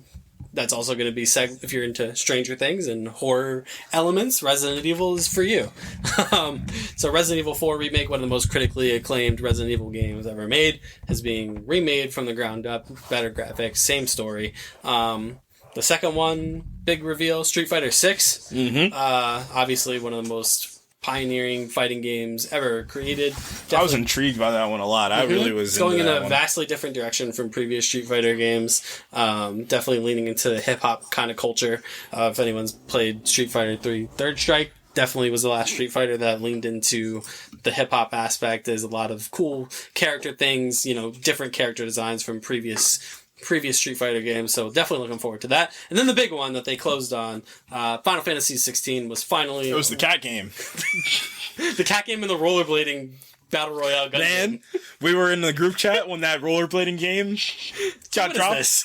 And I was like, this is weird. And then cel-shaded thing, okay. Rollerblading. Yeah, it's cool. Right. And then she pulls 2 guns out and starts gatting people down. Yeah, I was like, this is my number 1 most anticipated game of the year now. Rollerdrome. But yes, Final Fantasy 16 was finally revealed after much anticipation, and boy, was it worth the anticipation. Now, full disclosure, I haven't finished the first Final Fantasy 7 remake. Yeah, and Rob still has a gun to my head and I can't escape. Don't worry, the clock's ticking. Yeah. Because that 7 remake reveal is happening eventually. Yeah, my one rule is I have to have Rob in the party when I play, because nothing will ever beat the first time when I played that game, and I didn't know that the Mako bar was different from the health bar, and I was like, how am I dying? My health bar is still up. He's like, have you used your Mako? And I was like, wait a second. It's not my health bar? But yes, Final Fantasy 16 was unearthed full trailer. Looks outstanding. Yeah. Taking full advantage of next-gen technology, taking full advantage of the PS5. It is being developed, obviously, by Square Enix, but more importantly, the team behind Final Fantasy XIV is doing this. I have not played Final Fantasy XIV. It's in MMO, so it's a massively multiplayer online game, much in the vein of kind of your World of Warcraft, such as that. All intensive, all people say about Final Fantasy XIV is how good it is, how good the story is, how good the localizations are. So the 14 team is doing 16. It looks sensational. Mm-hmm. The only complaint I have about it is it's not coming out until next summer, which sucks. However, next year is going to be overloaded with games. Yeah. Fallen Order, Spider-Man 2, Wolverine, Final Fantasy. Like, we are getting God of War. Like, presumably God of War, yeah. We are eating good next year. Yep, 2023 is going to be... My wallet, however, is not going to be eating good because I can't help but get deluxe editions for 2023 games. Is shaping up to be much like 2020 was, in my opinion, in terms of gaming. 2020 was a pretty cracking year for gaming. Mm-hmm. What was 2020? Ghost of Tsushima, Final Fantasy VII Remake. You had Returnal. You had Cyberpunk 2077. You had... trying to think. On the Xbox side, I'm not entirely sure. I know Halo Infinite came out in 2020. So it was a 2020... thankfully was a pretty big year considering what everyone had gone through and endured in 2020. And 2023 is shaping up to be a pretty massive year in gaming also. Summer Game Fest this Thursday. E3's coming. No E3 this year, but Rats. Summer Game Fest is essentially replacing E3. So Yeah. anyone familiar with Jeff Keighley, he does the Game Awards at the end of December, which is ripe with reveals and releases. Summer Game Fest is the winter version of that, or the summer version of the Game Awards, essentially. So this Thursday, I'm expecting some bigger things. Anything that you were missing from State of Play that you want in this? God of War. I agree. I think God of War is probably my 2 out of my top 3 that I want revealed. Number 3 is Spider-Man. I just know, and I already played the first one. That's cool. My number 1 that I really want revealed, I gotta get a look at that Wolverine game because I just have the sneaking suspicion it's gonna be Red Dead Redemption mixed with Spider-Man. Yeah, I can't wait. The Wolverine thing, I'm not sure how much we're gonna see of that until after Spider-Man 2 comes out because they're both being developed by Insomniac. Yeah. So I'm assuming that they're full development on Spider-Man 2 and kind of like a skeleton crew working on Wolverine. So, and then once Spider-Man 2 wraps up, they'll transition everybody over to full steam ahead on Wolverine. Oh, so, but yeah, God of War, I feel like they might save that for another State of Play just because that's a Sony thing and Summer Game Fest is more of an all-encompassing thing. So they might hold off on God of War. They might not. We'll see about that. As for anything else, not entirely sure as far as like the Sony side of things, what they haven't shown off. There's an outside chance that they might do something with Final Fantasy VII Remake, only because that was shown at E3 in 2019, and then this would be summer now. So that all depends on what Square Enix's plan is as far as if they want to do 16 in the summer and then remake next winter or whatever the case. We'll see. But beyond that, we're going to get out of here. We can be found on Twitter at ProjectINF_pod. You can follow us on Facebook. You can listen to us on Apple, Spotify, Google, Amazon, any podcast outlet. iHeartRadio, Pandora, Amazon Music, your grandma's old radio. So give us a download, give us a review if applicable. You can follow us on Instagram. At the Project Infinite Pod. Thank you. Next week, I guess we're going to do Jurassic Park, right?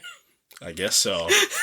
Yeah, so Jurassic World Dominion will be out this week. It'll give me an excuse to watch, Steven Spielberg's, one of his many great movies. So we'll review Jurassic World Dominion next week. And then, maybe give some thoughts on Ms. Marvel, depending on how the premiere goes. And we're getting a Black Adam trailer tomorrow, so we'll give you a trailer. It'll probably be a split episode. We'll probably do a little Black Adam, little Jurassic World Dominion. And that's it. Until next time, from me, from the Eddie of the podcast. Oh, crap, I'm going to die.